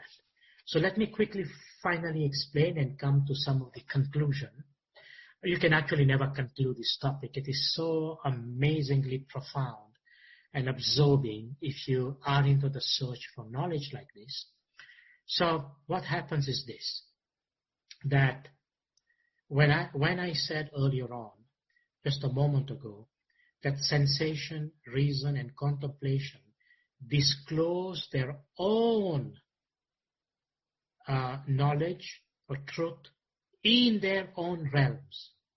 So, for example, if you look at the material world, and let's say you study the material world, let's say through physics, which is one of the most validated, solid aspect of knowledge in the material world. And you can study the very big cosmologically, or you can study the very small from the standpoint of quantum mechanics, right? So in the material world, physics is the branch of knowledge that discloses the truth about the material realm in its own realm. It's perfectly valid, perfectly acceptable, perfectly acceptable. But now, as a physicist, if you say, I want to see if God exists here, you are committing a category error. Because no experiments in physics will give you the experience and the validity that God actually exists. Now you may come to, if you're God-believing, you may come to various propositions, inquiries, deductions, inductions in the process to try to say, well, God must exist. But there is no physical experimentation you will do in a laboratory to say, here it is, I've proven that God exists.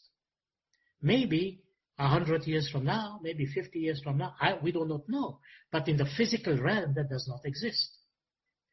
In the same way, when you think about knowledge that comes from the eye of the mind, I can write my equations, I can philosophically debate, I can psychologically try to conduct that inquiry. All this knowledge that comes from the realm of the mind and its various tentacles, so to speak, that we have written thousands of books of philosophy and psychology. Will that prove the existence of God? Now, philosophically speaking, we have arguments like the cosmological argument, the ontological argument. We have various forms of other arguments that have sprung up. Does that prove the existence of God? It alludes to, perhaps, but there is no quote-unquote the existence of God to be proven there. Then you come to the eye of contemplation. So now you see, in the eye of contemplation is transcendental, it is experiential. So to put it simply, you sit in your higher prayers, you know what I mean, and your soul rises up, meaning the soul is given that enlightenment, and in the process and in the experience of enlightenment, remember Hazrat Ali's formula? Mawla Murtaza Ali sallallahu alayhi wasallam, Mawla Ali says, he who knows himself knows God. Did he say he who knows physics knows God? He who knows his mind knows God? No. He who knows himself, meaning he who knows his Atma. That's why the Ginan that was recited speaks about Abhyas Atma, Kado. Know your soul. That is, what kind of knowledge is that? It is knowledge, but it is knowledge at the level of contemplation, transcendent knowledge. It is experiential. To know God, you actually have to become one with Him. Inna lillahi wa inna ilayhi raji'un. After that, the soul of the faithful is not separated from the nur of the Imam. This is our philosophy in the transcendental state. So, in order to know God, you have to become one with Him. Transcendental form, transcendental knowledge. knowledge of the transcendent, I should say. Don't confuse this with transcendental meditation. It's got nothing to do with that. I'm saying transcendental form. Gnosis, marifat. So, when you are blessed with that level of inquiry and search, you gain that certainty, that haqqul yaqeen, the truth of certainty comes to you. Now, if you allow any other eye in either direction to kind of go there and probe, you are going to have a category error. So, I'm just coming to the conclusion, probably just 2 or 3 minutes, but I want to relate to you this conversation. One of our hosts, Faiza, today, she's our host, and some time back, few days back, we were having just a general conversation, and she asked an amazing question. And the question was that can God create a snowball that he himself cannot lift? I think the question was. And I said to her, there are certain questions like this in philosophy that says that can God create an object? Think about this logically. Can God create an object so heavy that he himself cannot lift? Think about this. If God can create the object, which he can because he is omnipotent, but then if he is not able to lift, then he is not God. And if you say, no, God cannot create such object because he won't be able to lift it, then he is not God. Then where do you stand? Do you see the problem here? This is a problem. This is a problem in the realm of the eye of flesh. Because in the eye of flesh, you have objects, remember? And whether it's a snowball or a rock or whatever. In the eye of flesh, you have objects. And objects have size. And objects have weight. And objects have certain qualities. And we are saying, can God create an object that he himself cannot deal with? Well, this is a category error because God, where does he exist? Of course he exists throughout his manifestation. And if he is, and he's omnipotent, then the question is faulty. There's a defect in the question. And where is the defect? The defect is in the logic part of it, which says an object is A and not A. And you can't have that in the material realm. You can't have that in this symbolic realm. Either is A or not A. It can't be both. And we made it both into this question. And besides, in essence, where does God exist? He exists beyond the realm of space-time. But he can manifest himself, as the Hadith says. So, these are the kind of philosophical questions that one can grapple with and try to come and answer, but you will have very great difficulty to try to logically reduce it, because logic has its own limitation and proposition at the level of the mind, at the level of the knowledge that comes from the eye of reason. So, what about the eye of contemplation? Well, the eye of contemplation is very clear. And it says, God is the one who brought everything in creation, including the earth. So leave alone creating an object. So, this is the answer. So leave alone objects that exist on earth, like creating a big rock, or the earth itself, or the universe itself. So if God is the creator of the universe, as the Hadith says, then obviously the whole universe is sustained and supported by him, which includes the rock that the mind has created. Does that make sense? Remember the Hadith? He brought creation, he brought the mankind into existence so that mankind can acquire knowledge of him. But who is sustaining, supporting the universe? It is him. And being him, if he is supporting the whole universe, is he not supporting the stone that you created in your mind? Yes, he can. Logically. Logic categorically dictates that he can. So there's a fault in the question because you have divided him from that rock. You can't divide him because it's all him. It says in the Quran, he is the owner of the earth and he is the owner of the heavens. It's another way of saying he's the one who's sustaining it, supporting it, renewing it, maintaining it, and so on.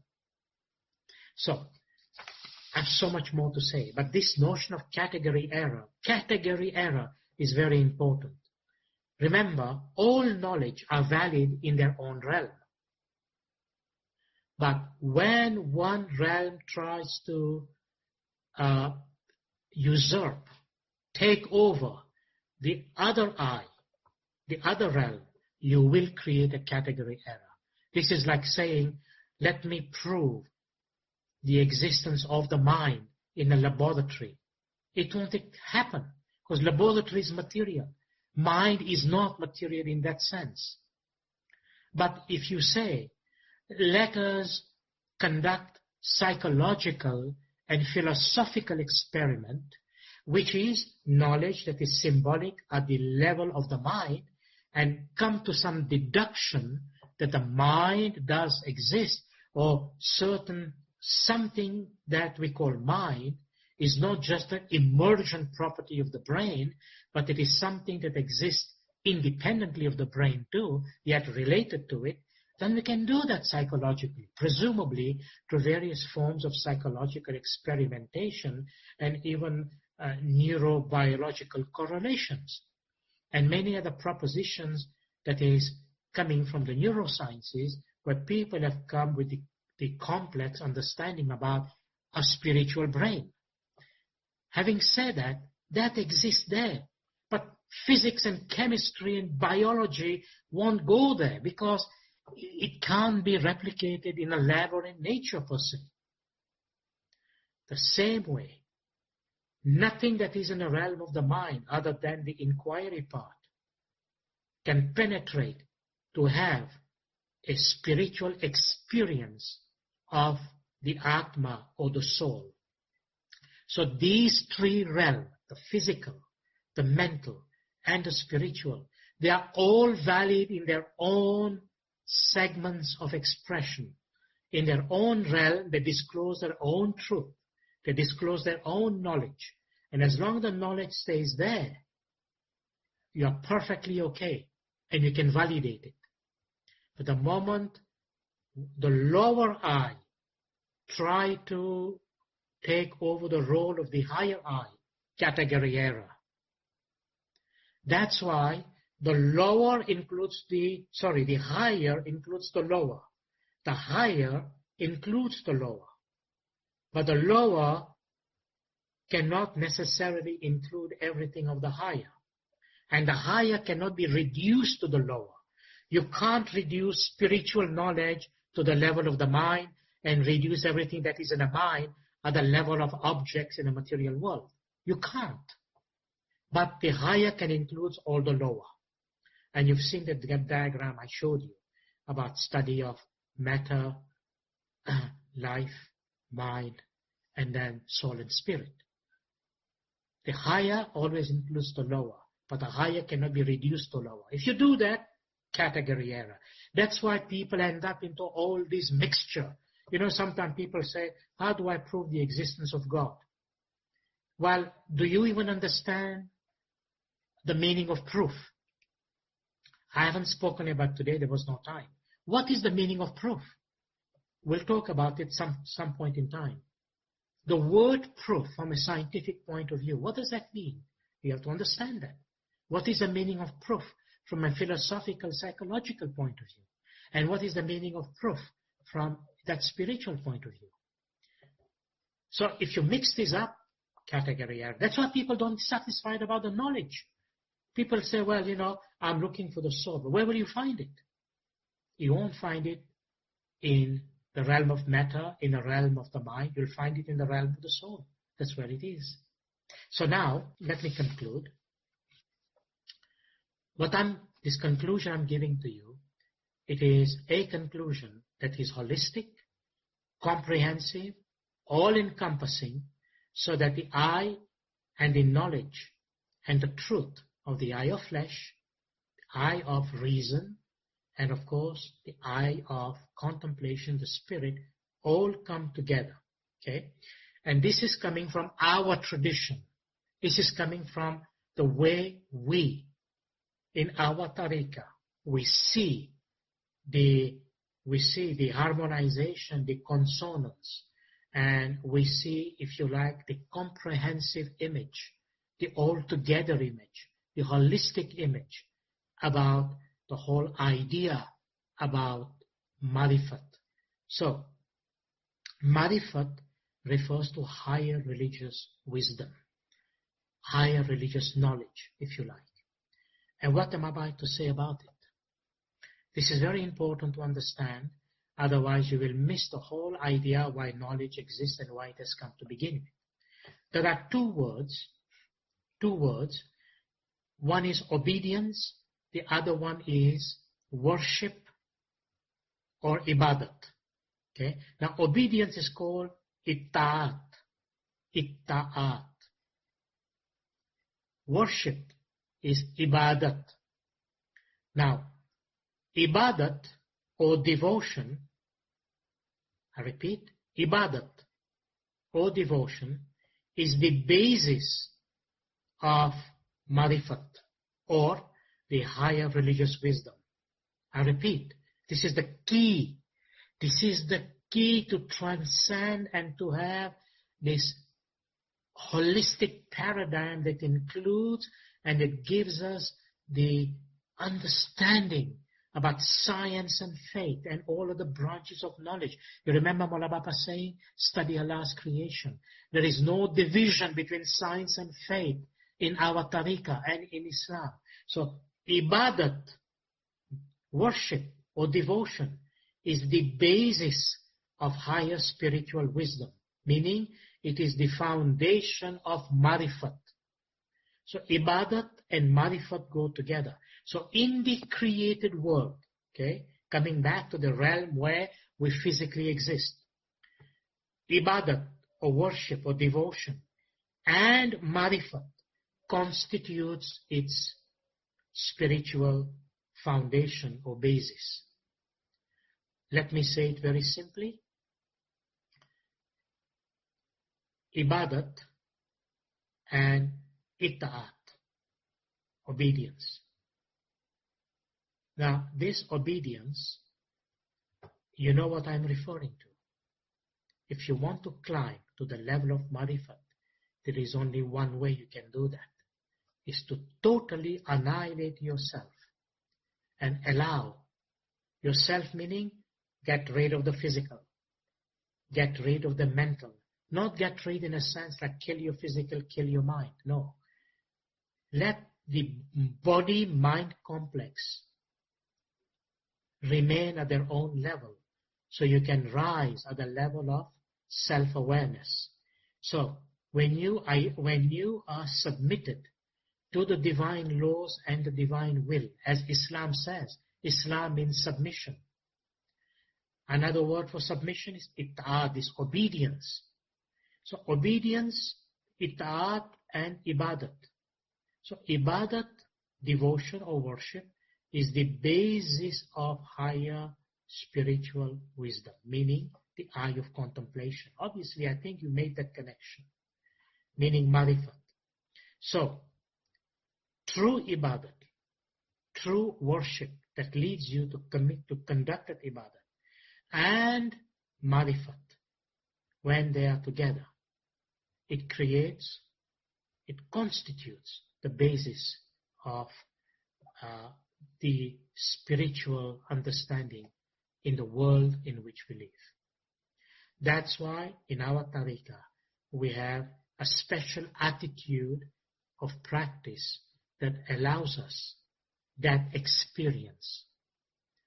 And unlike other explanations out there, unlike other messages given, and those messages that are not They are not part of our tariqah, not part of our method, not part of our inquiry, so to speak.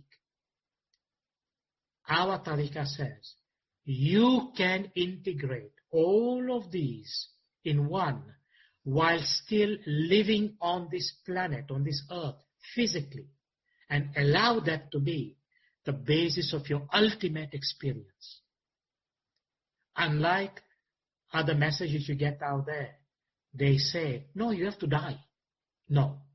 Our tariqah says no. You don't have to die. And that is why Hazrat Ali, sallallahu alayhi wasallam, Maula Ali says, die before you die. I hope you're understanding. Die before you die. Meaning, while you are in the physical world, eliminate all those obstacles that will allow you that know yourself, then know your Creator, know God. And this comes back to the whole idea of that hadith. In the beginning, the creation of mankind, so they may have knowledge about Him.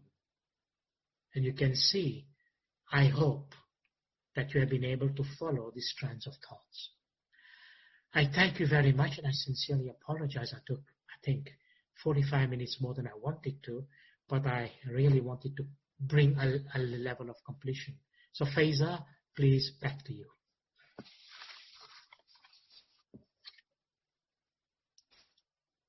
Thank you. Thank you, Dr. Hassam. That was a very loaded session. I think you've given us a lot to wrap our minds around. So at this time, I'd like to inform the participants that we will now open the public chat to receive questions, your written questions there. It's already open, and we are getting some in already, actually.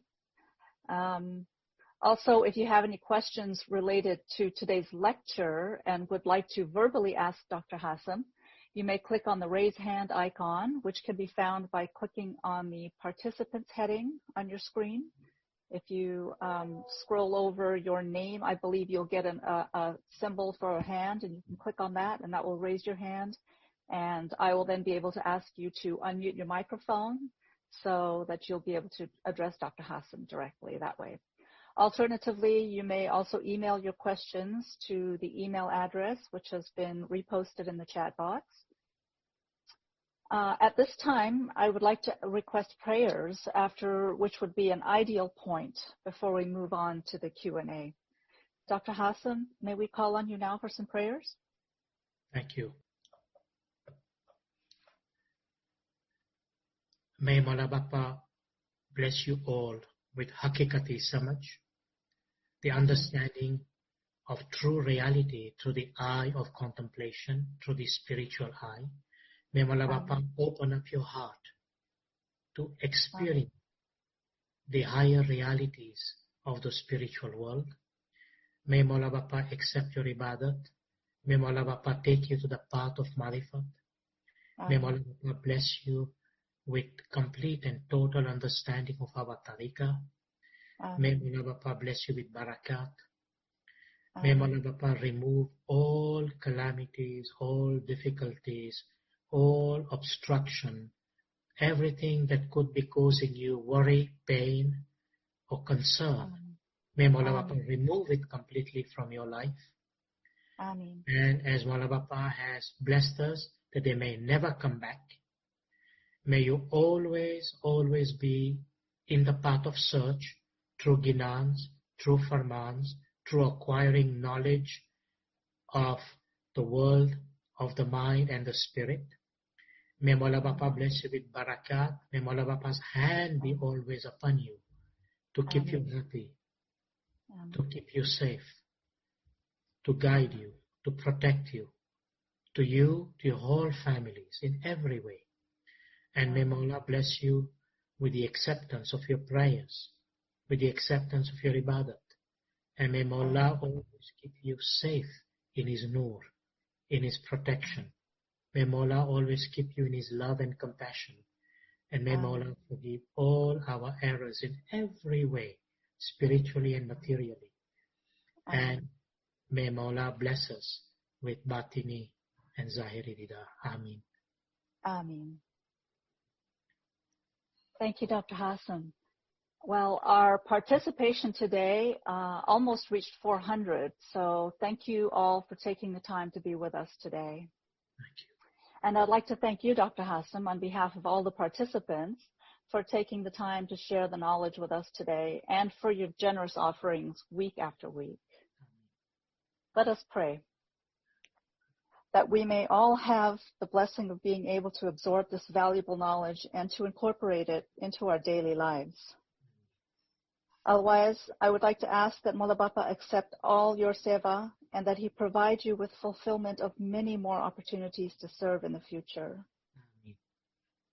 May our Mola continue to abundantly bless ALWAAZ and his family and all beings with his infinite and eternal nur. Ameen. May our Mola be undoubtedly apparent to all of us during every moment of our lives, every decision, every breath we take, every thought, every glance, and every heartbeat. Ameen. May Mola forgive all of our sins and accept all of our good intentions. Ameen. Thank you. Shukr Mola. Shukr. So with that, if anybody would like to, this would be an exit point, ideal exit point, if anybody would like to exit the lecture.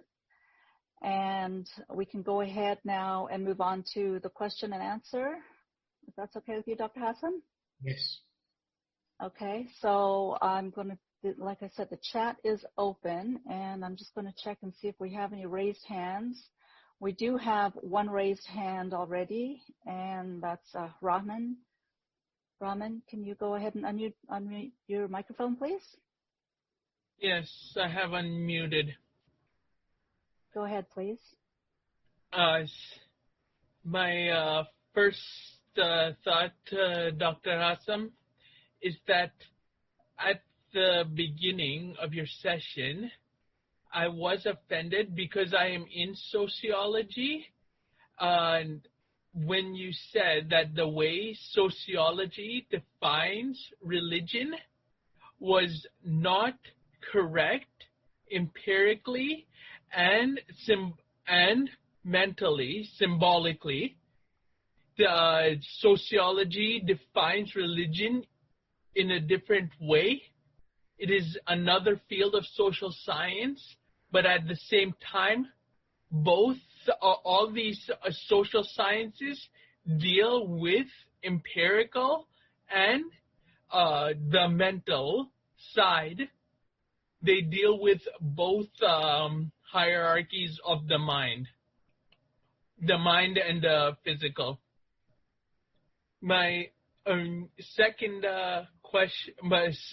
question would be, would a mood that an individual, that it's only an individual can understand for oneself, be considered contemplation, the mood that a person understands and then but cannot express? I'm trying to understand your question in a framework what I have presented. So first of all, Rahman, your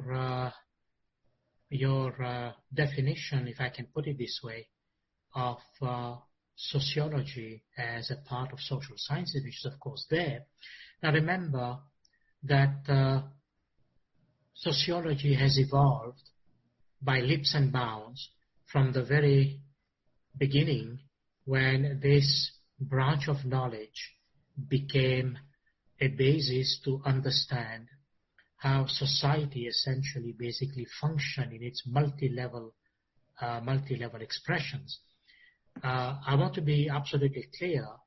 If you remember my remarks, I said that sociology is not necessarily correct into this analysis, because if you have a sociology based on spirituality, to put it simply, it will define a human activity that is based on religious expression differently than a sociology that is purely empirical, will have a different meaning of analyzing human interrelationship and activity. So don't be offended. It's just a question of perspective. The idea was not to create offense. The idea was to create understanding. That just like the example I gave about Alfred Heyer and how he defines, he thinks truth should be understood. But so that's as far as the notion of explaining human society. Because remember, in Islam, we do have a very profound understanding based on the Quran, based on the hadith of the Prophet, how human beings relate themselves all together. And one of the good examples is, if you look at the logo our beloved Imam chose for the Diamond Jubilee, it has to do with the fact that all human beings are from one soul. That is an ayat, a verse in the Quran. So for those who are Muslims and those who understand that spiritual perspective, it speaks about the unity of humankind from a spiritual perspective, but at the same time, it allows the pluralism that exists within humankind that has to be recognized as part of God's manifestation.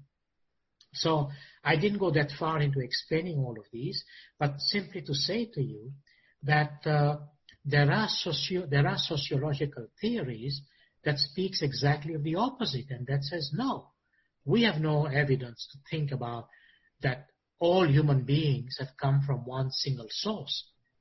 Many sociologies, if I can put it this way, are very much in line with the kind of evolutionary physical anthropology that looks at the development and the progress of humankind in civilization based on these various and different theories.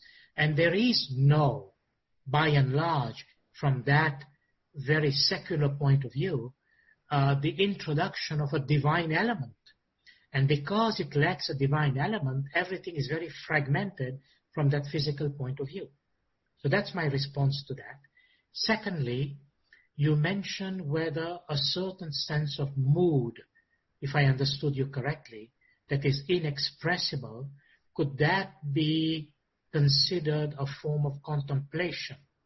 And I would say to you, yes, definitely. Most definitely.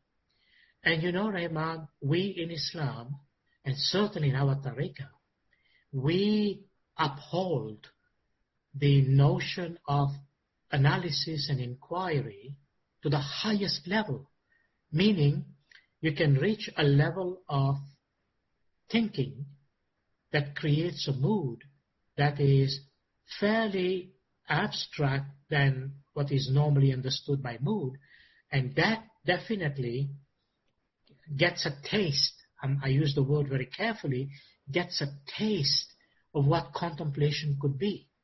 And I believe many of the thinkers and scientists who are able to do that, when they get the taste, they would like to immerse themselves in mystical contemplation. And that has happened many, many, many, many times. Yes, then I would add to everyone here that mental health uses a great deal of contemplation on the therapist, no matter what approach the therapist is taking, and at the same time on the patient, because the patient is forced to become aware of oneself, and these awareness cannot be measured in an empirical manner. This awareness can be seen through analysis and reason. The symbolic form, it can be found what will help the most dominant mood that is mental health, but then this mental health cannot be understood by someone who does not have mental health. So I ask everyone here, please do not discriminate someone because they have mental health.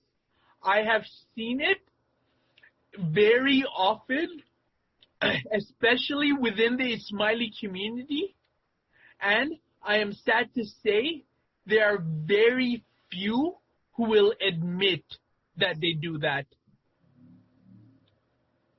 Thank you. This was my reason for bringing it up. Thank you, Rahman. Thank you for sharing your concerns and your thoughts. And I have to add to that because I'm a mental health practitioner in some dimension of my career. And I'll tell you this, the stigma of mental health exists in many faith-based communities, unfortunately. And I can tell you from some of the basic information that I do have is that our community has taken mental health to be very seriously. And by providing trainings at different levels to people about recognizing mental health issues and encouraging people to come forward if they believe they have mental health issues.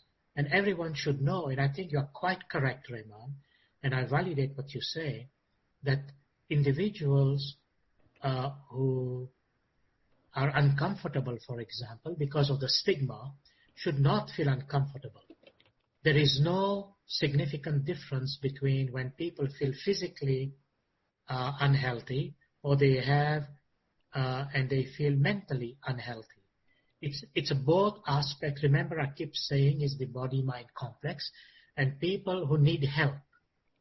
We have help in our Jamaat. We have help in our institutions. And I would say to you that don't resist. If you have any mental health concerns, please reach out. Because nobody can reach you, but you have to reach out. And at the very least, give it an opportunity. Try it out. And see how you are being assisted. And inshallah, the purpose of the institution who have set up this assistance is exactly that, to help people manage and to take care of their mental health. I will leave it to that as we have other questions coming up. Thank you. There's a question in the chat. I'm going to read that out. It says, how to deal with the information received about yourself and others from higher realms. That information that we receive from the higher realms normally is not always shared. Because if it is shared, it may create a category error in the minds of others.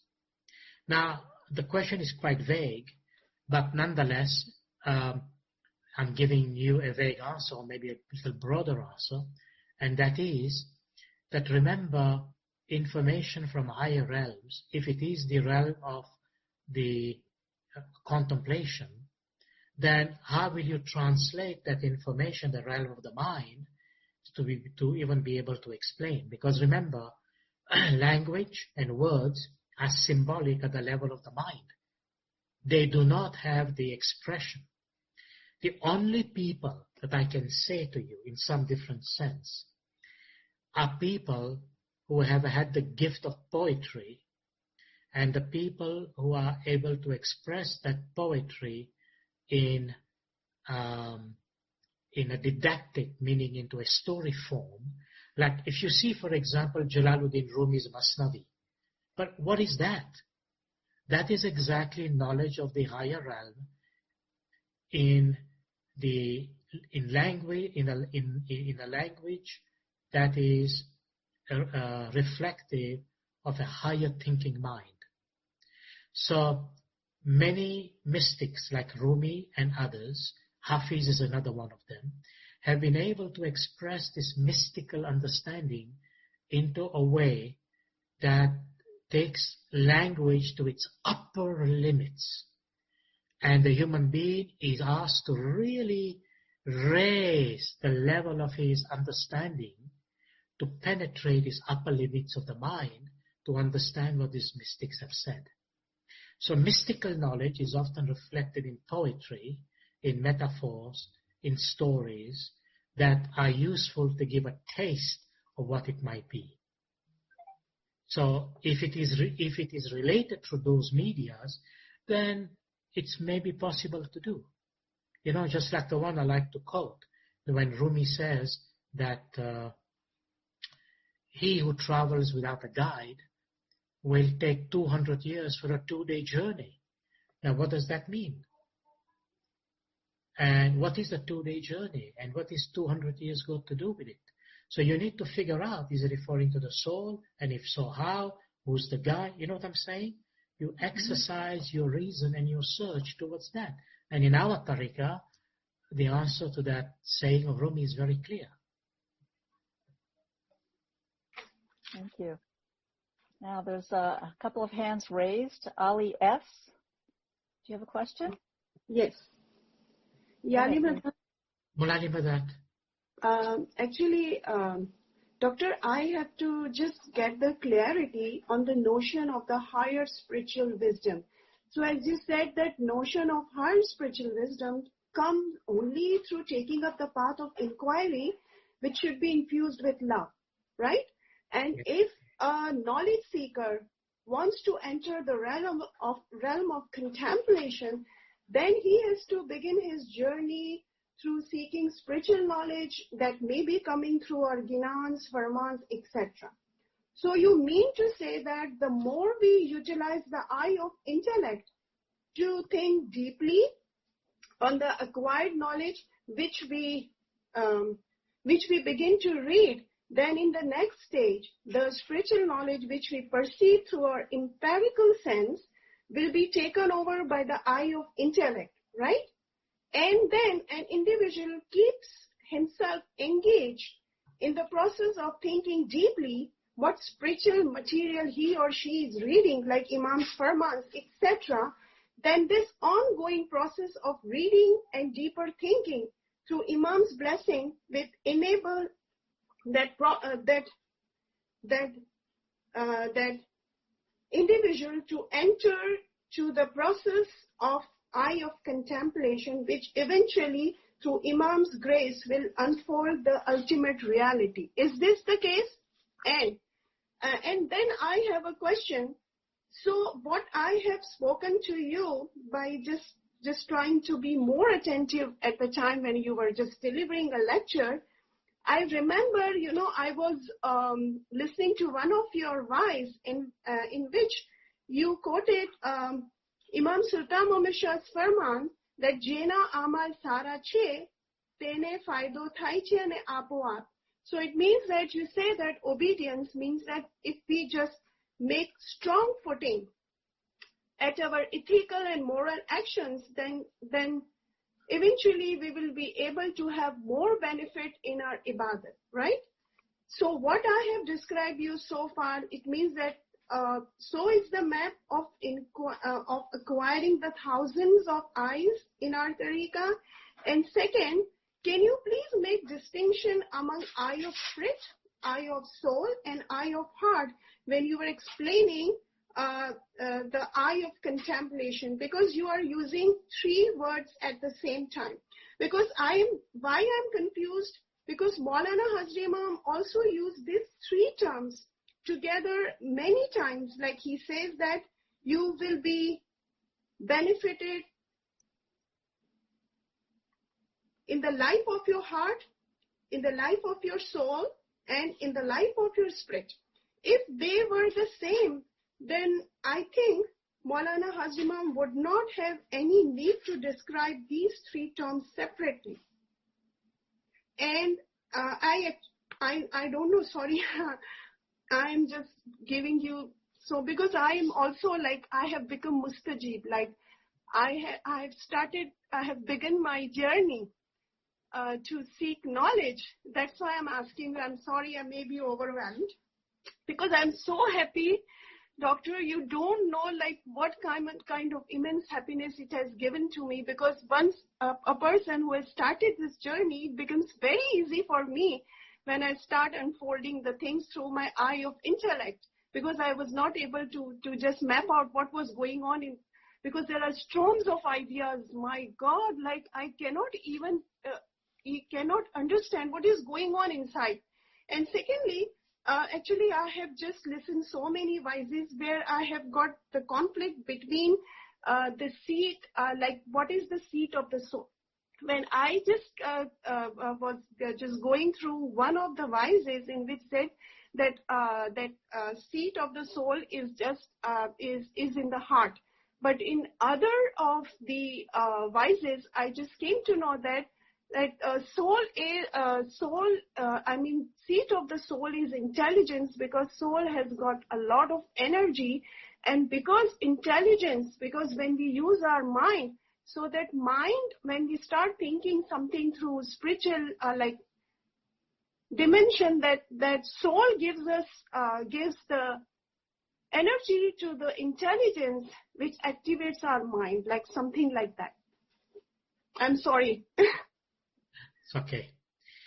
So you've said many things, and I'm really glad when you are describing these things. It certainly tells me that you are understanding many of these things in the way that you have expressed, and they are not easy by any means.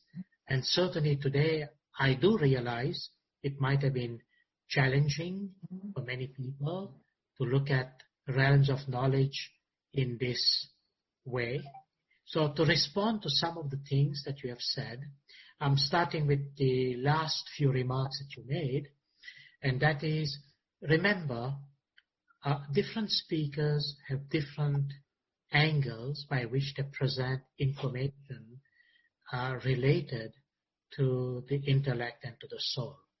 And you should not take it as a contradiction, because these different angles, they emanate from some, certain roots or teachings that needs to be looked at from that perspective.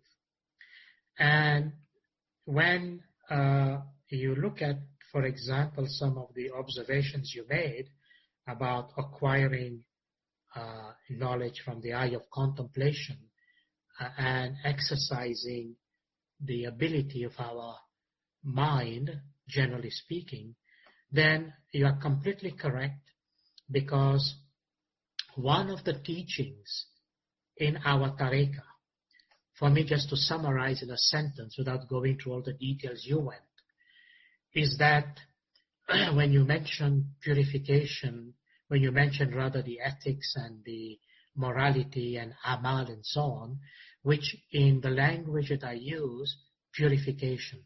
Remember, when you put in perspective everything Maulana Bapa is telling us in our practice, it is leading to our physical and to our moral and spiritual purification. Now, why purification? Because purification of the mind, when you are in the quest of higher knowledge, the mind has to be purified first. And through the purification of the mind is able to be blessed, and disclosure of higher knowledge enters the mind through purification. This is also a basis for our higher spiritual prayer. This is one of the reasons why many people cannot stay steady in those spiritual prayers, because the mind plays all kinds of tricks. Now, I have mentioned some of these issues, maybe not in detail, when we spoke about the battle of the soul, where I said toxic thoughts are the roots of what creates the negativity in the mind. And all of those things, they create havoc in the mind because they render the mind impure. So the notion of good amal, good action, good thoughts, they gradually replace, so this is your input data, they gradually replace these negative thoughts, and they have the power to create purification. And you have correctly said, we in our tariqah, in every phase, whether it's physical, mental or spiritual, we rely on Mola Bapa's mercy, Mola Bapa's grace, Mola Bapa's love and compassion. What does that mean? That means even though we may not know at what level we are, but we maintain intellectually, physically, by thoughts, with love and affection in our heart, we maintain the connection with our Imam. And we follow what our beloved Imam says. Maintaining that connection means remembering Mola Bapa at every stage. And how is that impactful? Ask yourself, when I am remembering Mola Bapa, what's happening? It means I'm remembering him, and he is Noor. And when you remember that Noor, you connect immediately. Remember the hadith I quoted. And it means the blessing comes to you. And when that blessing comes to you, where it comes? It comes in your Atma. It comes in your mind. It comes in your body. And transformation happens. And this is the unification we have right here, right now, through our mind, through the practice of our tariqah. So thank you for your observation. I hope this has been helpful. And thank you for really being forthcoming with whatever you will explain. It's not easy to do what you did. Thank you. That's true. Thank you, Doctor. Okay, we're going to jump over to the chat, and then I see a hand raised. So we'll do the question in the chat first. It says, I have heard the hadith before as well, but don't understand how Allah created mankind so that we know him. Okay, the notion of the creation of mankind, first of all, it is symbolically expressed in the Quran with the story of how Adam was created, where God says to the angels, go and bring me clay from the earth. And the Quran says, God himself, with his own hands, kneaded the clay and made the form of Adam, and then he breathed his spirit into him. Now, I said it in 3 sentences. It would be nice down the road, I don't know when, but to have this explanation that is very symbolic in its actual developmental form. And then the notion of the creation of mankind refers to the fact how souls were into the ocean of souls, known as Alme Arwa, meaning the ocean of souls, the realm of the souls, and how those souls got separated from that realm and descended through various realms of the subtle world until those souls took physical form into the material realm. And in taking the physical form into the material realm, you might use, for example, the explanation Jalaluddin Rumi has given, who has said that I was a stone, and then from that stone I evolved into a... Now the word evolve is tricky here. It doesn't mean transformation, but it talks about spiritual evolution. That from a stone he went to become a plant into the vegetable kingdom, and then being there for a while he became a worm. From a worm he became an animal. From an animal he became a human being. From a human being he said, when was I less by dying? I shall even soar higher and become an angel and go even higher. So that kind of evolutionary understanding is given. Now I know I'm being very fragmentary by mentioning just these bits of point, but this hadith that speaks from endpoint to say that I created the mankind so that they can acquire knowledge of me, it doesn't begin simply at that human form level. It goes even beyond that. So it requires greater explanation. And there are some amazing, amazing verses in the Quran that refers to the creation of the universe, the creation of man, the end of the universe, and how mankind itself eventually will come to an end physically onto this world and then continue onwards. But they are so elaborate and detailed, and I'm craving to actually wanting to share many of these things, but the timeline is always of a concern. And I said, Shukr Mola, we have this media where we are able to exchange bits and pieces of understanding and information, but that is definitely something that needs to be done, because our Ginans are also extremely rich into this level of the knowledge of contemplation. And I think the previous listener had mentioned something about Ginan, and it is so true, so true. And you can see the Ginan recited by Lakshmi today, although even 3 words were recited. But the whole focus of that Ginan is the soul, that he who gains knowledge of the soul gains so much that it is indescribable. And that is knowledge of the eye of contemplation. Thank you. All right, Naseem? Yes. Unmute the mic. Yes, dear. Thank you very much, Lakshmi. Yali Madad Dr. Sahab. Yali Madad Naseem bhai. કેમ છો મજામાં? Alhamdulillah. તમે કેમ છો? સાથે પૂછો ને, આજે તો લેક્ચર છે ને થોડું માથાની ઉપરથી ગયું, કારણ કે છે ને એટલું બધું સાયન્ટિફિકલી અમારા પાસે નોલેજ નથી.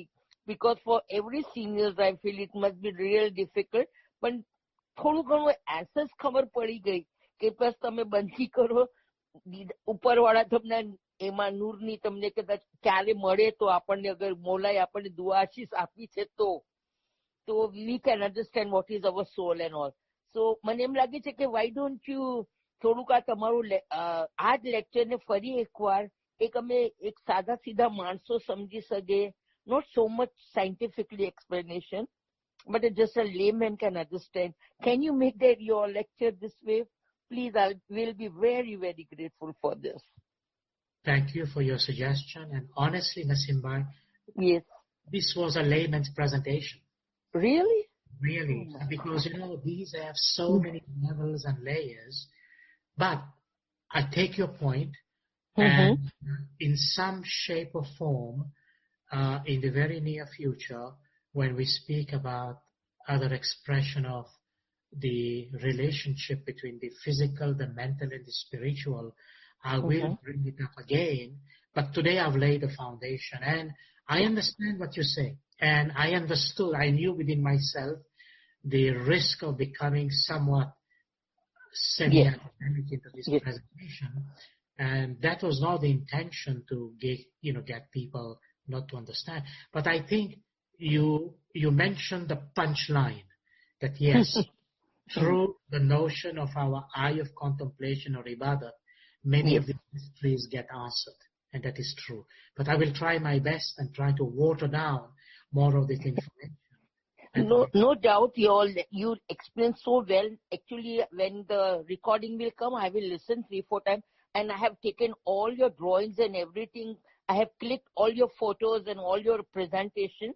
So that also I'm going to work on it afterwards. After you go away, I'm just going to study all your photographs, what you mean by that circle and this. I will, but just like I felt like if it would be little easier, then it would be really like on the topic of Quran Sharif, Hadith, regarding religion, Farmal of Maula Bapa just now the lady was asking with a simple language, so it will be more we can understand. Anyhow, we understand your lecture, but this would be much better, please, if you can. And I try to understand this again, reading and looking at all your diagrams and all, because I have all captured in my phone. Whatever you were showing, I just captured it in my phone and I study afterwards regarding your lecture. And one more thing I want to ask you, sir, Missionary Sahib, that they are talking about Maulana Rumi, like the પથ્થર હતો, પછી પથ્થરમાંથી ઝાડ બન્યો અને ઝાડમાંથી વાંદરો અને ઇન્સાન બન્યો, પછી હવે શું? So I have heard like some days before that this is like explanation for the human being only, that when you are in the womb of your mom, જ્યારે તમારું બચ્ચું મતલબ ફોર્મ થાય છે તો he is like a પથ્થર, you know, and then he gets a જીવ, so he gets all nerves and all like a tree. So whether I don't know, I want to ask you this question, and then પછી ઊંધે માથે લટકે છે તો like a વાંદરો જાનવર જેવો. Then he comes out as a human being, and then હવે શું પછી ફરિશ્તો થશે, like how, what is your amal you become. So I want to know that this is that patthar and all, it is a literal meaning or this is the meaning? Yes, I have seen and heard very many different interpretations and people are giving. But I say to you, Imam Sultan Muhammad Shah sallallahu alaihi wasallam and also our holy peers have given very extensive explanation, particularly Imam Sultan Muhammad Shah alayhi salam. So people can make that meaning, like you say, the various forms of embryonic and fetal development, all those various forms, the developmental forms. Even there are many various ayats in the Quran that speaks about that embryology in the womb of the mother, that being reflective of the evolution that human beings have achieved. Yes, some people try to correlate, but I don't think it is just exclusive in the womb, because remember, evolutionary evidence shows us there is scientific evidence, although not complete even then because it's always work in progress, that shows us these various forms of evolution. And I say to you, if you're interested in this, look at some of the farman yourself in Kalam Imam Mubin. Imam himself has given the explanation by quoting Rumi and asking people that, look, do you want to go back? Imam says, you are now. Yes, we have read. Yes. Yeah, I have read. He said you are in the form of insan now, but he says, Imam says, the other lady spoke about amal. He said, do you want to do nafarmani and do that kind of amal? So now, then he takes the name of Rumi and he said, now from the human being you go back to animal. To patthar, yeah. Obviously, that is not in the womb because you are alive in the physical world. So the logic of the farmani is that you will regress, if you want, into some other animal form that is in nature. And we have very clear explanation from other imams who tells us about how the human form is so rare, even in Ginan, that if you do not take care of your spirituality wherein in human form, you can go back into animal form. I know this is highly controversial with so many people who claim that they have the understanding and knowledge of it. But you know what? Whatever they may say, what the Imam says from the side of Tariqa, to me personally, that is the answer. And you don't go and contradict what the Imam said, because some people are using Islam. Oh, Islam doesn't believe in that. And I would say to you, which Islam? The Islam of the ISIS? The Islam of the Taliban? The Islam of here and there? Whose Islam? Malabapa says the Shia, Imami, Ismaili Islam. So I would say, well, go into that Islam. And that Islam is explained by the Imams. And let the Imam tell us the hakikat of this knowledge and this understanding.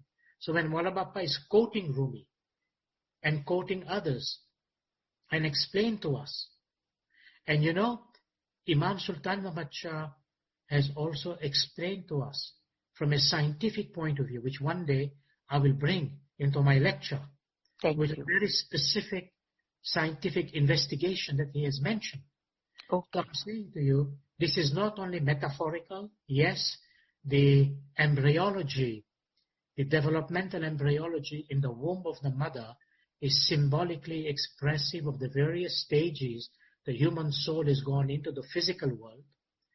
And if we are careful in studying it in the right context, we will come to know that we have passed through all these stages. Thank you very, very much. No, I heard this theory like just last week. I never knew about this theory. We all believe in Maula Bapa and we know that Patthar Tha. So this was heard for me first time. So I said, you are the best person to let me know that what actually is, whether this is the form or that is the form. Because I used to believe like a Patthar and Jhad and all that. But we had something new I heard. So I said, you are the best person who can explain me and you can tell me that whether that is right or this is right. That only I wanted to know. So thank you so kind of you, Dr. Sahib. Always be happy, healthy, blessed and safe. And must give us this seva. And we are all enjoying your lectures and your duashis and everything. Thank you very, very much. God always, Maula Bapa bless you. Amen. Amen. Thank you. Thank you. Thank you. All right, so we're going to hop over to the chat. There's a question here. It says, is it always the case that you need to know yourself in order to know Allah?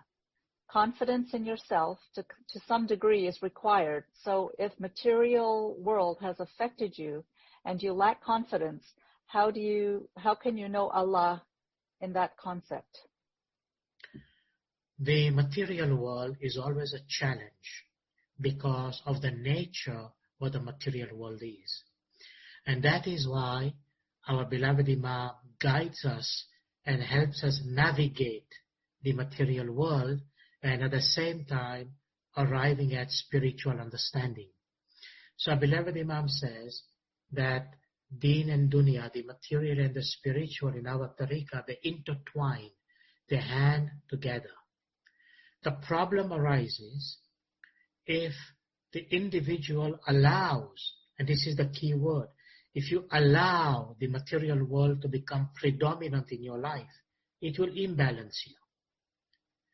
So the answer to one of the means is to balance yourself. Now, how do you balance yourself? Our beloved Imam says, even though you live in the material world, understand that you are a spiritual person, means the soul, and don't forget the practice of your faith in the material world. And our beloved Imam has given very clear answers where he said, even few seconds that is repeated multiple times in a day to remember your faith, that is a way to balance yourself out. And Shukr Maula, Jamaat Khanas have reopened. Whenever you can, go to Jamaat Khana. That is a very powerful way to cleanse the mind and bring back the spiritual aspect of your being into that balance. And that means, because you say it's difficult, but that means as an act of decision, as an act of your will, you say to yourself, you know what? I'm facing material challenges, but I'm going to continue my spiritual quest as our tariqah requires. So, remember your tasbih, read Farmans of Maula Bapa, and try to go to Jamaat Khana. But remember, all of these are dependent on two very important factors. If you sincerely really need to come back to that balance, then first and foremost, understand your dasand. And dasand is the key that brings and opens all those doors. And secondly, your three dua. But not just reciting the dua. Understand the meaning of the dua. And if you understand the meaning and you are submitting your dasand, you will find these changes. And if you lack the spiritual support coming very quickly, and you will be very much into that path of balance between deen and dunya. And dunya won't bother you because the power of deen will guide you. And that is Maula's grace and mercy. Thank you. I'm going to tag this another question onto that one. This says, ALWAAZ has prayed for opening our hearts. Please ask him to explain how we do that. Opening of the heart is a blessing from the Imam? If you're asking that point blank, I'm telling you point blank. And remember what I've said in some of the past lectures, that the heart is considered the abode or where Mola Bapa lives. It says in Quran, it is the throne of God. I have quoted you many times the notion that Gnan of Holy Pir Shams, Dil Mahe Deval Pujiye, Dil Mahe Deve Dua, Dil Mahe Ape Didar, this Gnan, that what happens in the Dil, in the heart.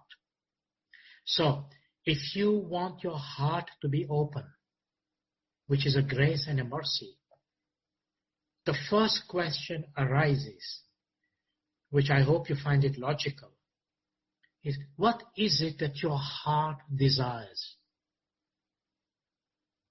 Think about it very deeply.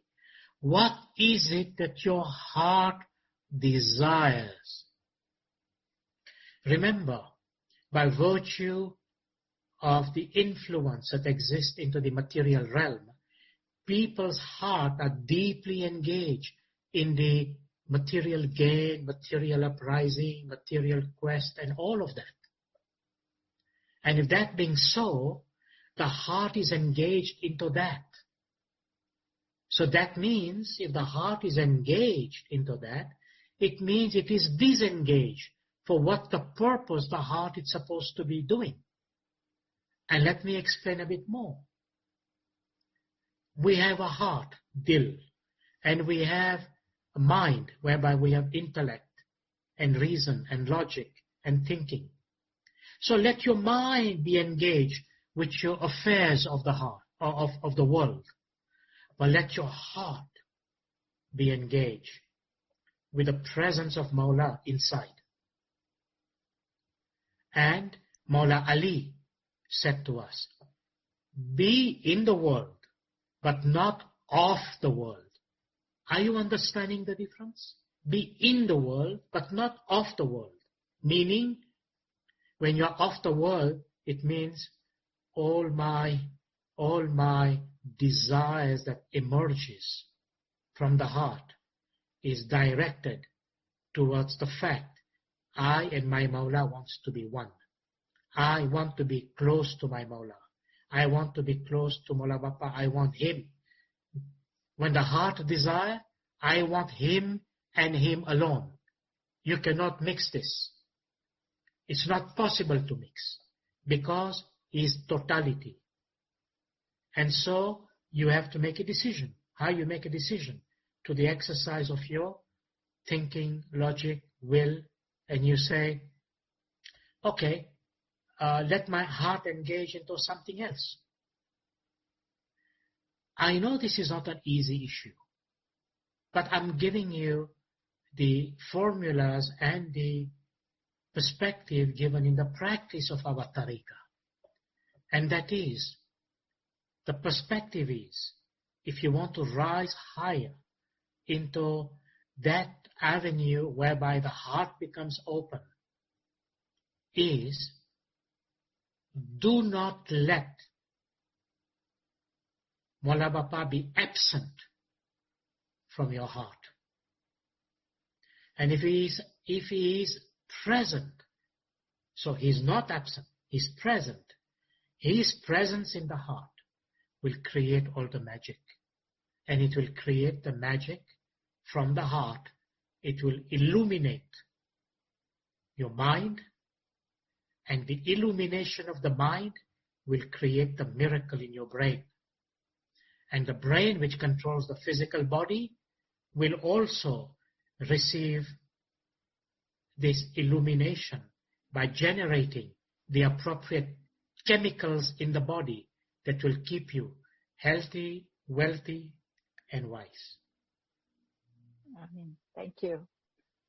All right, Ali S., you have another question? Yeah. Actually, I have, a couple of more questions when you were describing, explaining the things. Like, for example, as you said that your mind should be pure. So my question is like then what comes in spiritual enlightenment journey? Are our ethical actions make our mind pure, or our thoughts make our batin, like personal world, pure? And my second question is, as you said that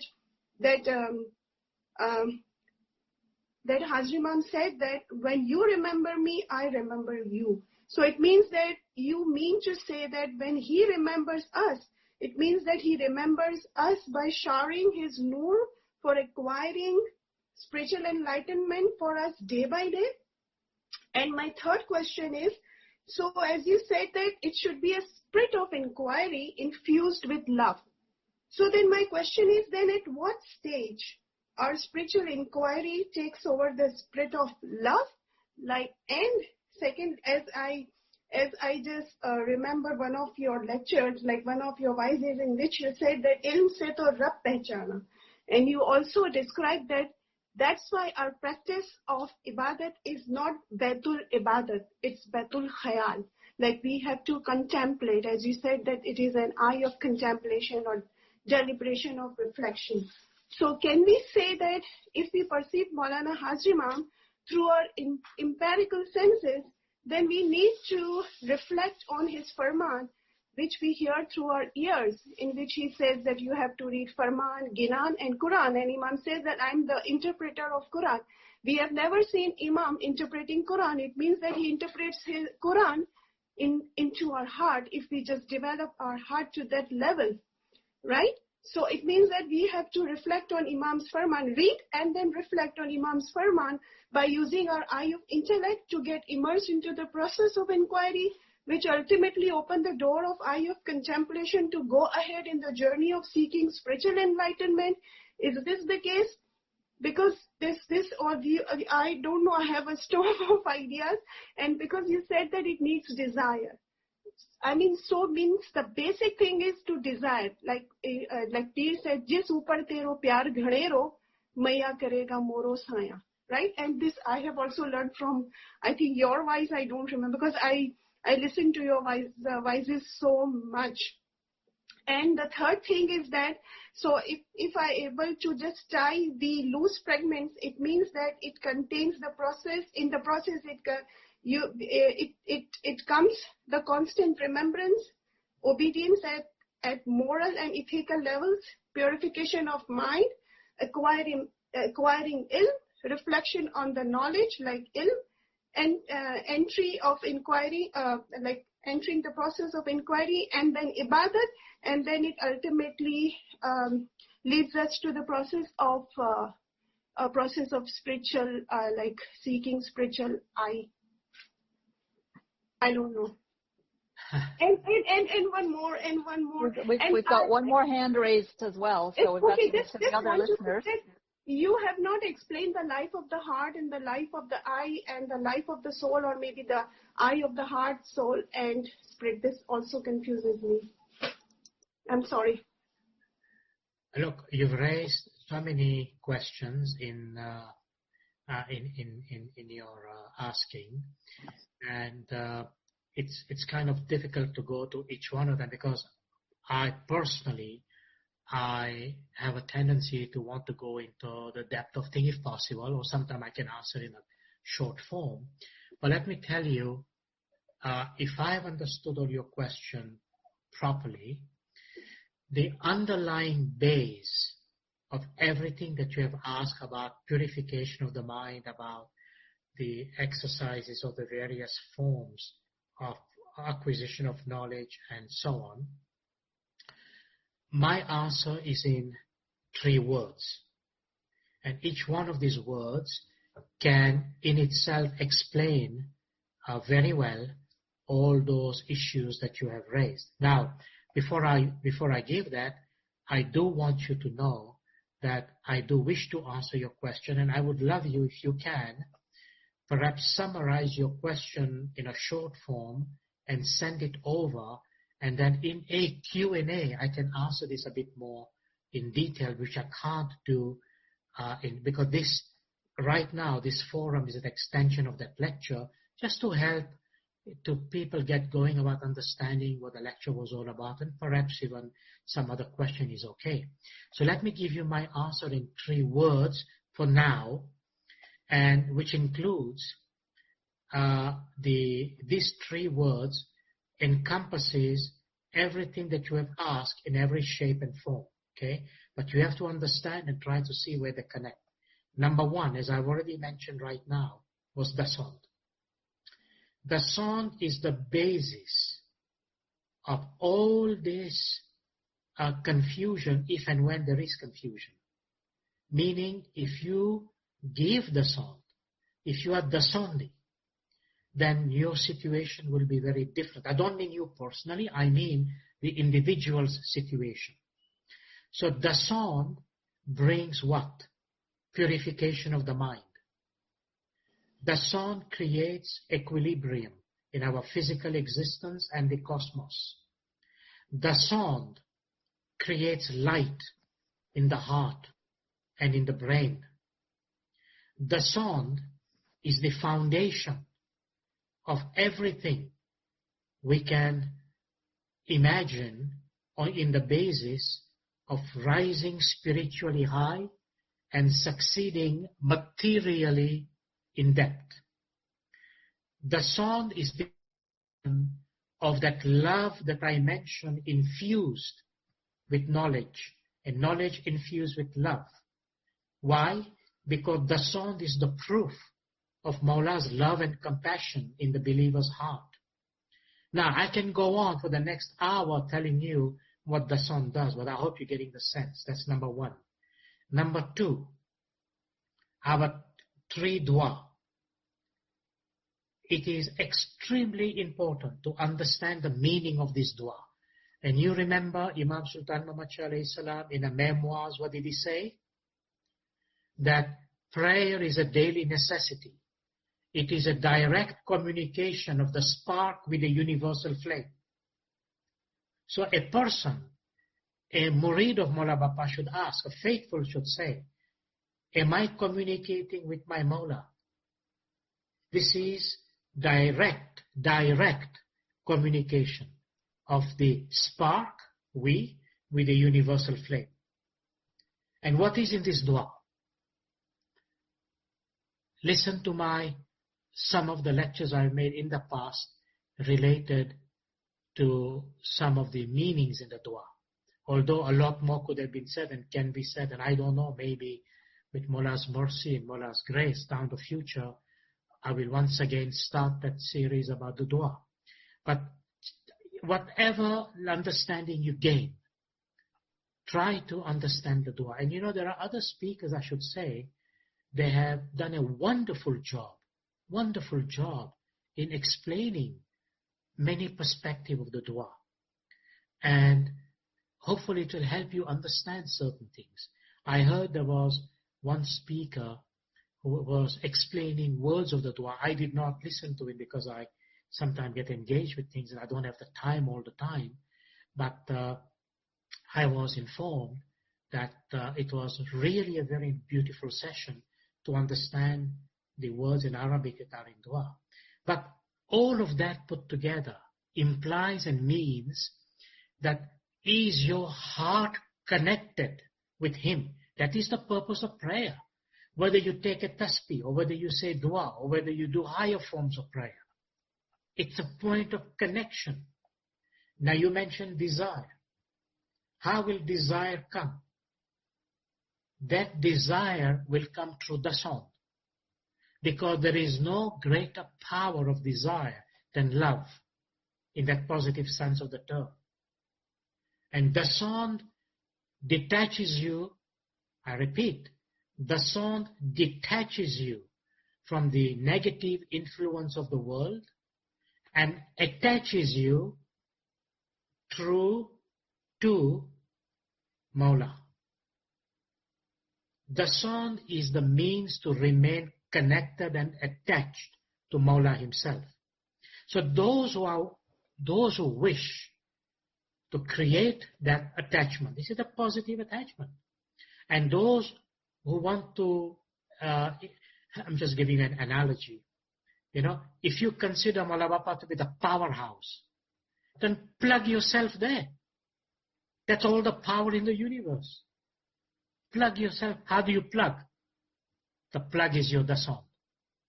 Don't unplug. Plug yourself there.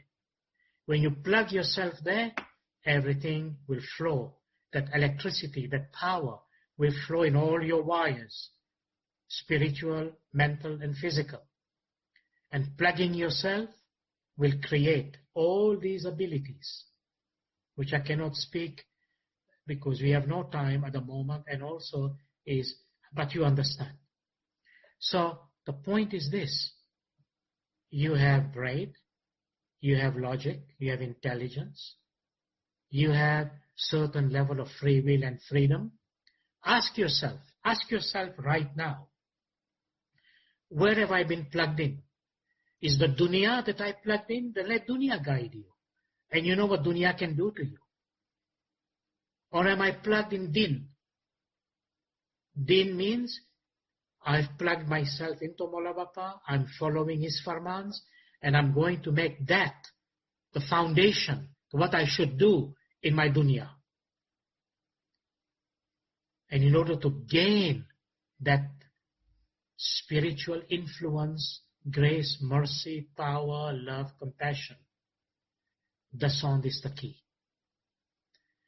And communicate through dua, through your tasbih, through your ibadah, through higher prayers. This is our way in this material life. We do not live our life thinking that, oh, I don't want to say anything about my faith. I want to connect. The connection is always there. But for these few hours that I'm in the material life, I will work in my profession, work for my school, do my business. This is all here. But coming from here, the heart is always connected to Mola Bapa. And that conversation is always going. So I have received a lot of requests from people to talk about this notion of dil, because I've mentioned it so many times. So what do we mean by this dil and this purification and all the mysteries of the heart and so many things going with the heart? So I am thinking perhaps next Monday I will take up that subject. If not, maybe the Monday after that. But I'm going to take up, because I believe, based on all the questions, feedback and requests I've received, this is certainly one of the one that will answer many questions and that will put into perspective many good things. And I will leave you just with this question. And that question is a question that I would ask into my lecture. And I would say to you, between now and when we address the lecture, ask yourself, what communication is your heart having right now with your brain? Think about it. The heart is always communicating. And sometimes when people say, oh, my heart is not communicating, you know what happens? The heart goes hard. This is the hardening of the heart. It's not flowing out. And think about yourself. How does the heart becomes hard? There are hadiths of the Holy Prophet sallallahu alaihi wasallam that says to us how the heart becomes hard. And there are certain forms of activity we do in the material world that affects our heart and that stops that communication. But the heart is always communicating. So ask yourself, even right now, or tomorrow, or an hour from now, what is my heart communicating? To whom and to what? Is it to matters of dunya, or is it a matters of din? And when it is communicating a matter of din, let me tell you, your matters of dunya that comes out of your intellect, your brain, your mind, your akal, it will be guided right. It will put you in the right place at the right time to get the right results. This is the secret Mola Bapa is giving us. Don't think this is something, some psychology. No, this is the secret Mola Bapa has revealed to us that keep din and dunya together. Make your dunya fruitful through din. And make your din fruitful also through your dunya. So we will inshallah speak about it. I hope I can succeed in bringing that information out in the right way. But this is the secret of our success. So remember these things. Your descend first, then your dua. And if you do these two things rightly, take some time to understand, to analyze. And when you read the meaning of the dua, even the literal meaning, take some few minutes to reflect. What is Maula Bapa saying here? What is this dua saying? And something will come to you. And you will be pleased to know. And the time may come, if you're doing it in the proper way, through this excitement of illuminating your heart and your intelligence, you will be so much in love with this dua that you will not be able to leave it. And I cannot even tell you what impact this dua creates. So I will just leave you with one note for you to reflect. And reflect very hard. Do you think when Maula Bapa gives us something, a gift like dua, do you think that this is something so simple that we say dua any which way, that dua is said because we are supposed to say it, that this becomes, if you like, a burden because, we feel guilty? This is the wrong way. Think about it in another way. This dua is full of grace, mercy, understanding, knowledge, hakikat, marifat. It is full of it. But like a treasure, you have to open the lock to see what is inside. Think about it. Inshallah, we will come to a point to speak about it. Thank you. All right. We've got still 2 hands raised, but we have a lot of questions in the chat and that have come in by email as well. So I'm going to read one out here. It says, every day, 50 billion cells are broken down and regenerated in our body, and yet we experience our body as continuous. Every 2 weeks, all of the molecules and atoms in our body's cells are replaced. Do our cells have anything to do with our soul? Absolutely. Everything is connected to that part of us we call spirit or ruh or atma. And the power of that soul, if I can just use that word for now, the power of that soul is transmitted through the mind, which is actually the template that filters that power into the physical body. And the proof of that is this. Well, 2 things. I wish I had an hour to speak on this, but the proof of it is this. That, let me say this thing first. Once the soul comes out of the body, what happens to all those cells and multiplications and this and that? Even the memories that exist in these memory cells, they all die and the body decomposes. It's a known fact. So what is keeping that body alive, replicating, that body being full of life and so on, as opposed to a dead body? The only element is actually the soul. But how does this element of the soul function? Requires some deeper explanation. And the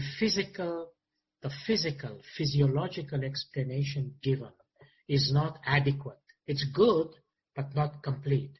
It's not just the brain that keeps everything going, but the brain has its subtle template, as the body has the complete template of the mind. We have to understand what function does the mind play, and what is this mind. And when we say mind, if it is not the brain, or if it's not physical, then, because remember, we are speaking about thinking and thoughts also. how do those affect the cells and the whole genetics of our being? So everything boils down eventually to the soul, because once the soul comes out, the physical body dies. But remember this, for lack of better term here, your mental body or your subtle body continues to exist. The mind doesn't die. Everything you experience in the physical world, which came through the brain and your 5 senses and others, that went as part of your memories, your experiences and everything else, they do not die. Your software does not die. Only the hardware is worn out, so it is abandoned like the body. But all your memories and everything you lived with come out with you, and they exist in your subtle body. And these memories that you have, they play a certain role in that evolution of the soul, as it is with the evolution of your own being, either then or in the future. So hopefully we'll try to address it if possible down the road. There are lots of pieces that connects to this, but it is everything that you see. Oh, the one important thing I forgot to mention, that remember one thing, because you talked about the divisions of the soul and of the cells and the body life. Remember, all this intelligence, this is amazingly intelligent. If you see its cells, oh my goodness me, you cannot even believe when you understand and interpret what the cells are doing among themselves and how these memory cells basically don't get confused with other cells and so on. And not only that, how does your brain, in terms of neurons in the brain, basically creates the magic? It is inconceivable unless you look at the pathways, how this thing functions. And then you wonder, where is this intelligence coming from?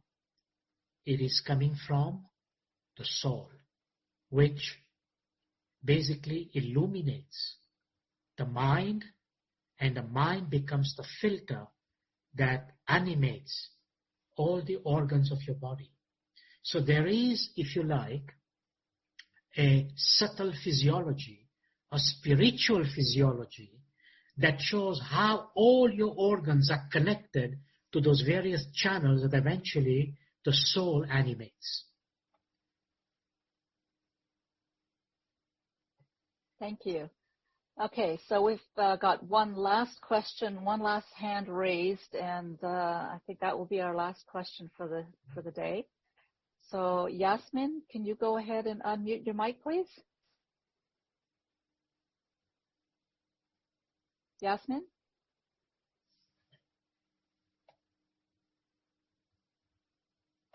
Do you have a question for Dr. Hassam, Yasmin? I'm talking for Yasin. My name is Amin. And doctor talked about the Rumi and his explanation of that he was a plant and animal and he become an angel. Is that process for every human being? Number one. Number two, if it is not, then what happened to those people who die and they don't become angel? Where do they go? And number three, please do not give explanation of Gnan, because Gnan is only for the Khoja Ismaili, not for Tajikistan and Australia and some other part of the world where there are Ismaili who do not understand Gnan. Number four, Gnan is only Vedic explanation, nothing to do with Quran. So please do not mention anything about Gnan. Just what the HASSAM says about those people after they die, they do not become angel. What happened to them? And that is what is going to happen to 99% of human beings. Well, if you have... I'll wait for your answer. If you have your answers, I don't need to give you mine, because it looks like you are pretty well defined by yourself, and that's fine. And by the way, it is not me or you who will define who is for what and for not. It is the Imam who guides us into the practice of our faith. So I have to say to you, your definition and meaning of Gnan about being Vedic or whatever, that is your own view. It has nothing to do with our faith and nothing to do with the way our imams and peers have explained to us. And ginans are for all Ismailis all over the world, as qasidas and mankabats and masnavis are for all Ismailis. We may have a different culture, a different language, a different expression, but we do not live divided, as you said. It is for us, independently and individually, to feel this universal participation in our tariqah. So we do not believe into this corruption of what people think that it is Vedic because they don't understand the language, they don't have the wherewithal to understand what the peers have said, and they confuse the language with a culture. A language is a language. It has nothing to do with any culture of Vedic and this and that. Anyway, that's my view. The secondly is that the notion of the evolution that Rumi speaks about, as already explained, there is a spiritual component and there is a material component. Now, what happens to another soul here and there? Again, it's not judged or defined by any individual. We don't have the ability to know where that soul will go if he doesn't do this and doesn't do that. Remember, the purpose in these lectures, to the best of my ability and in humility, is to share information and give certain forms of explanation, but not to figure out and decide and say which soul will go where and how. That is not in the hands of any human being whatsoever.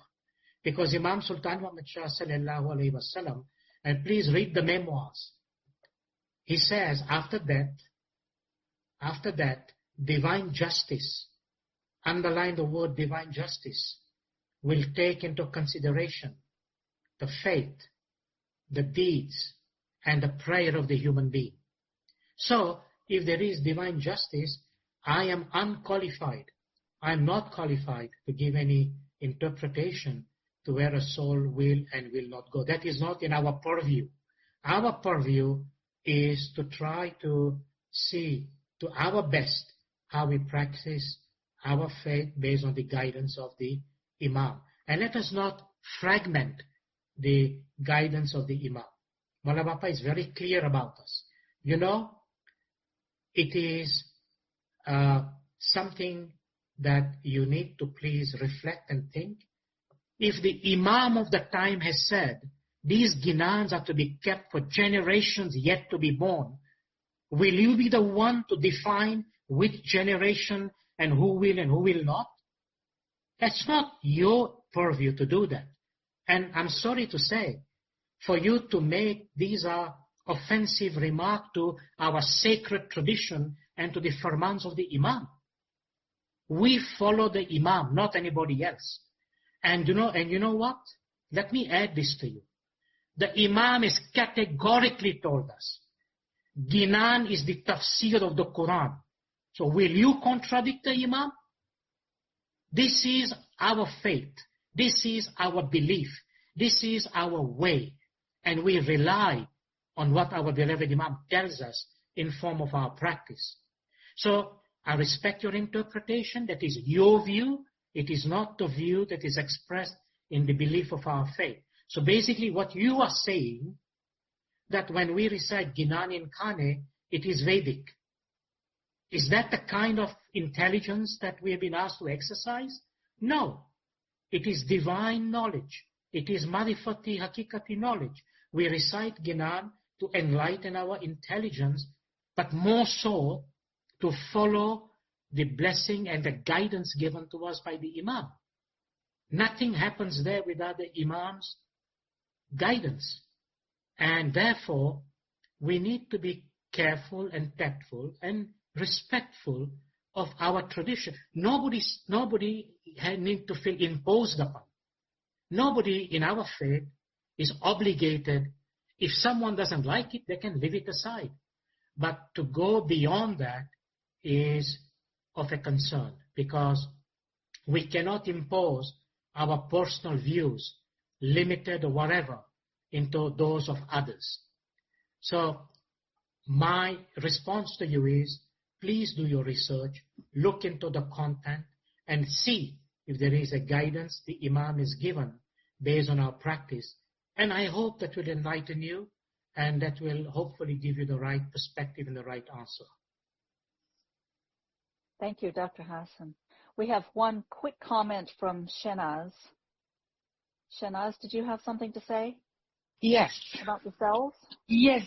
I of the wanted to universe? say about the cells. Can you hear me, doctor? Yes, I can. Sure. The cells that you said, the connection, the power of the soul, is transmitted, is a creation by God. I have a beautiful book which is called Creation to End. It is so beautiful, exactly of what you said. Alhamdulillah, it's very nice. I won't read much in detail, but I only have one sentence. The Creator's capacity overflows in atoms and even in the smallest of the particles. His power and light is within all of us and within the entire universe. So it's not perfect to what you're saying. Perfect to what you're saying. Alhamdulillah, I'm very happy that I came in between. I was studying. I'm studying further. But from where I started, I connected every word of yours with this book. Oh my God, it's beautiful. Thank you so much for being around for us. We really need. Thank you for sharing that reference. Oh yeah, it's beautiful. I've heard of that reference. I need to find out if I can find the text to read it. But I do know from what I've known before. I have two portions of that book. Yes. I have two. And one is in the book form, and the other one, part 2, is in a pages form, which I took it from someone in the Jamaat Khana because, of course, she didn't want to share the treasure. So I copied all this.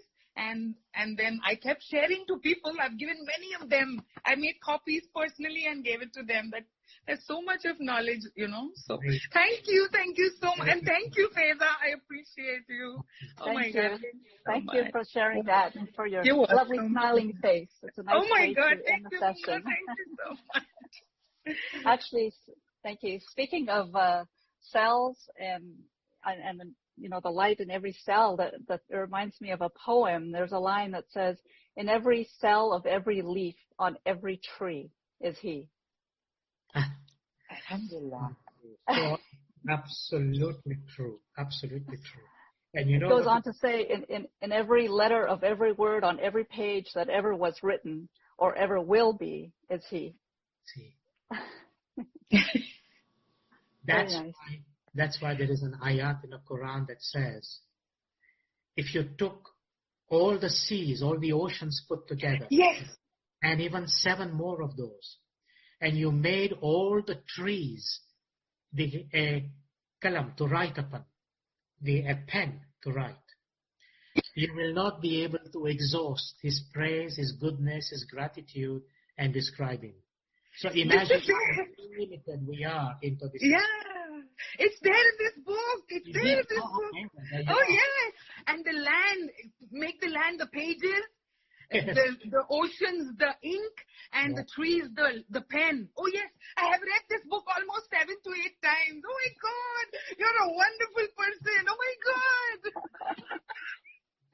Thank you. I'm so happy. Oh, my God. Thank you so much. You're welcome. My only communication. Your question was there in between. How do you communicate? And my only communication is that the way I'm talking to y'all, like now I'm talking to you. That's how I talk to him, as if he's a friend of mine, or as if I'm like fighting with him. And day and night, I'm only talking or complaining or fighting and asking him, where are you? Why not this? Why not that? There are 2 of us talking. Come in between. Help us out. So my communication is like how I'm talking to y'all now. I can't keep quiet. I keep talking to Maula Papa. Ye hua, wo hua. Tu kidhar jata hai? Teku mercy ka spelling mangta hai, mere se le. Teku rehem ka spelling mangta hai, rehem. Ye hai, R-A-H-E-M. Tu mat ja, tu ye, tu. Oh my God, that's all I do the whole day. Thank you. Mola bless you. Ameen. Thank you, Shanaz. Oh, I'm a happy person. Yes. Molali, I'm a very happy person. I'm very happy. I'm all the time surrendering that I'm shukar, that he's given me. Because I know when you say shukar, he flips everything. So I just tell him, shukar hai, har cheez mein shukar hai. I can't keep quiet. Oh my God, I'm so happy. I know y'all. Oh my God, I didn't know. I'm missing so much on Mondays. Oh my God, you are a treasure. Okay, so we'll see you next Monday, right? Yeah, I will. I Okay. will. Oh my God, I will. Okay, thank you for being here. Yeah, sure. Mulali. All right, with that, I think it is time to end the session, Dr. Hassam. I apologize to anyone whose questions we haven't had a chance to get to. We are still collecting those questions, and inshallah, Dr. Hassam will be able to address those in a dedicated Q&A. All right, I think that's it, Dr. Hassam. Thank you. Thank everybody for being here and spending this time with us today. And Yali Madat to everybody. Be well and be safe. Yali Madat, everyone. Allah bless you all. Stay happy. And inshallah, we will see you whenever your opportunity permits. Thank you again to everyone. And to you, Faiza, Allah bless you with barakat, good health, continued service, happiness. And may the service you render bring you happiness. Allah bless you, protect you. And on behalf of everyone, we pray Allah fulfill all your wishes spiritually and materially. Thank you. Thank you all. Thank you. Yali Mudat. Yali Madat. Good night, everybody.